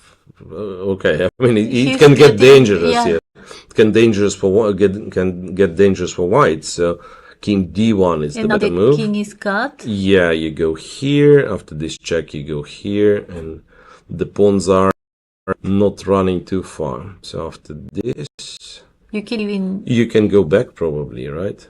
Yeah, you can go back. You're threatening a checkmate. So he goes back, you go back, and this pawn is hanging. King goes to e1 instead of they check on d6. Instead of check on d6, then e3, and again we are threatening a checkmate. This is already impossible because e2, right? So now white has no choice but to give a check, and the pawn is hanging. So okay. Well, actually, I just lost with white, you know. Yeah, rook g6, king f3, and black has won. Yeah. So king e2. It technically doesn't change the evaluation. It was a draw and it is a draw, but yeah, it would be the best chance was not to to go rook e6 and to try to win in that line. Yeah. How much time they have? Quite time. They have 7 minutes. 7 minutes for Jules and almost 10 for Fedoseev. And rook c2 is played. Yep, rook c2 is played. See the time. Yeah, somehow this last decision of Fedoseev is not easy to explain. Okay, maybe king e. No, it doesn't make sense. King e1, king e3. King d1 goes here. If rook g6. King d3. King d3, yeah, we had this position. Yeah, king d3. d1, it's kind of getting too clever because 2 and it's black who is winning. So, draw? This is a way both play. I don't know how to say, like, damage each other, because it's important here, for example, one to win. I don't know with the draw what place they can be. Yeah, well, they're sharing fifths, and then it will be a huge tie, and you probably don't know for sure whose tiebreak is better. Yeah, I would expect Jules to have better tiebreak. I think. Okay, I can. I don't really know. I just feels like he had more games on the top boards. Or Oh no, this is. Wait, what? After round 8. Is this correct? Yes, I think so. And what? Fedoseev has fantastic tiebreak. In fact, yeah. Fedoseev has fantastic tiebreak. Okay. Right. So I'm checking what else is in progress. Again, Luca Moroni against Eisenberg is still played. So Luca is winning. Yeah, D4. Yeah, and Alexandra is too. I think he will resign. I think. Yes. So we can check again, Alexandra and Andrea, just quickly. I think he resigned. So Alexandra, congratulations on not only the first place but fantastic tournament result, 8.5 out of 9. Very good performance and everything. Yeah, and Andrea missed her chance, and it will be a draw now. Andrea is that's an easy draw for White. White has to remaneuver the knight and just take this pawn. Yes, it's still a good result for her. Yeah, so 5.5 she scored, or how much did she score at the end? If she makes a draw, she is scoring 6. So that's a good result too, and winning some rating. What is important, maybe to be part of the Olympic team this year for Canada. And Alexandra is making it on the Olympic team for sure. I think yes. After this tournament, being back in 2000 and showing she's playing a good chess. Yeah. And you know what? The other game that we were watching, the game of Alessia Anatoli, it's actually it's coming to a draw. And what's interesting, at some point, White decided. How was it? Yeah, White decided to sacrifice for this G pawn, which is a risky business, I have to say.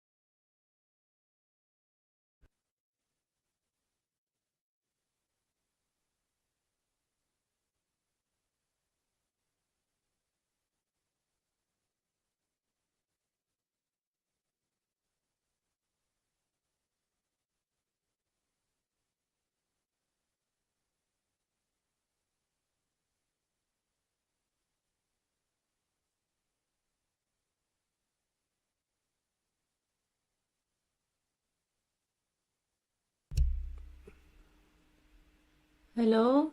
Yeah, we are back. We are back after experiencing some, some technical difficulties. Yeah. We are back. Sorry. We are... Okay. Hopefully we are back now. And I wanted to check this game, right, of Alessia Natoli against Hugh Benoit, and to show what exactly is happening here. So black would be, like now we will have the board, hopefully, and the thing is, let's imagine that white stays and we get the same position with white to move. White has to go to the corner, knight goes to c6, and after this it's h2, knight goes here, or d3, and black is just in time to checkmate this king. So this is important, but what will happen is, if she just played knight c8, if black tries to make this triangle, white also gets access to h2, right? And now white will be aware to have this position as is. And now if you try to do it the other way, if you go knight e5 and knight g4, and she agreed the draw, knight g4, a8, queen, check. Here the queen from a8 holds h1 square. So it was almost a study-like draw. Okay, so Alessia made the draw. It's a wise decision because the other one who was with the same points lost against Alexandra. Right. So she's, I thought she will be a bit disappointed because she was winning the game. But okay. After Alexandra winning, I think it's fine, a good result. Yeah. It's fine. And then Andrea also made a draw.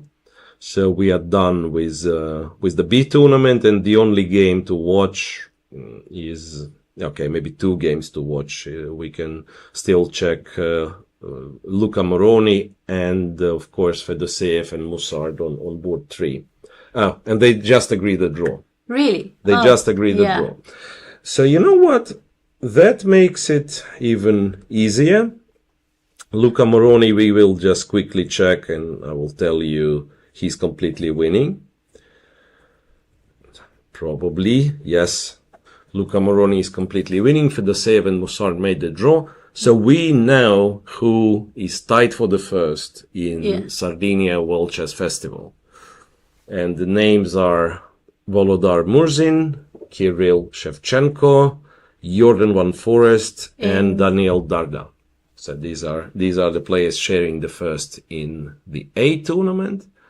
And in the B tournament, we have a sole leader, Alexandra Botes, completely dominating the field. Second place, Alessia. So second place, Alessia. Yeah. Congratulations to both. Yes. Nice. And we don't know who takes the third place. Yeah. Right. And Lucas somehow is still struggling a bit, I feel like. Funny tricks from Benny Eisenberg after e3. It's completely winning. But black has white has rook h2. So he will have to, Luca Moroni, he will have to show this plan that I was showing, to how to win this position. Like get the pawn on c4 and so on, slowly. Okay, I guess he will do it at the end, but anyway, even with this win, he's not getting to share the first place. He will share the first place among Italians, joining Francesco Sonis. Yeah. So what else do we have to check? Maybe the best female player result? Yes, let me check. Before this round, I think it was, I'm not even sure who was the best female before this round. So it was Savita 3, but I think she lost the Yes, last she game. lost against Paul Welton. Yeah. Okay. But maybe she still remains the best performance. She has 5 points. Now the other is International Master Bantika Agrawal. I don't know what did she do. I'm going to see. And I think she's still playing. She's still playing. It's Bantika. No, she made a draw. Okay. She made a draw, so it's a tie for the first women's prize between the two of the players. Right, and yeah, Luca Moroni is winning, but the tournament overall is concluded, and I think it might be the time for us to say goodbye. So once again, let's double check. We do not know for sure if this placement that we see right now is official. Yeah. It makes sense that Van Forest is not the first on the tiebreak, right? I mean, probably the last, because the tiebreak is Buchholz, and he was one of the, he lost in round 1, so you would expect him not to have the good Buchholz, but we do not know for sure if it's Darda winning or Shevchenko or Murzin. Yeah. So this will need to be confirmed. Then on 6.5, Alan Pichot, Vladimir Fedoseev, and a lot of players on 6.5, I believe. So should be up to like place 15 at the very least. Yeah, they are prices until the place 15. So yes, probably people with 6 points do not get a prize other than special prize. If it's like women's or the special prizes. Yeah. So, and what do you think, Alexandra? This will be it, perhaps? Yes, that will be it. It's a very nice tournament. It was a lovely place to play, I believe, for the players. It was a lovely place to commentate for us. And thanks, beautiful Sardinia. Yeah, thank you to the organization. Yeah, thanks to organizers. Thanks, my colleague. Okay. Thanks, Miro. Yeah, thanks very much, everybody, and see you next time. Bye.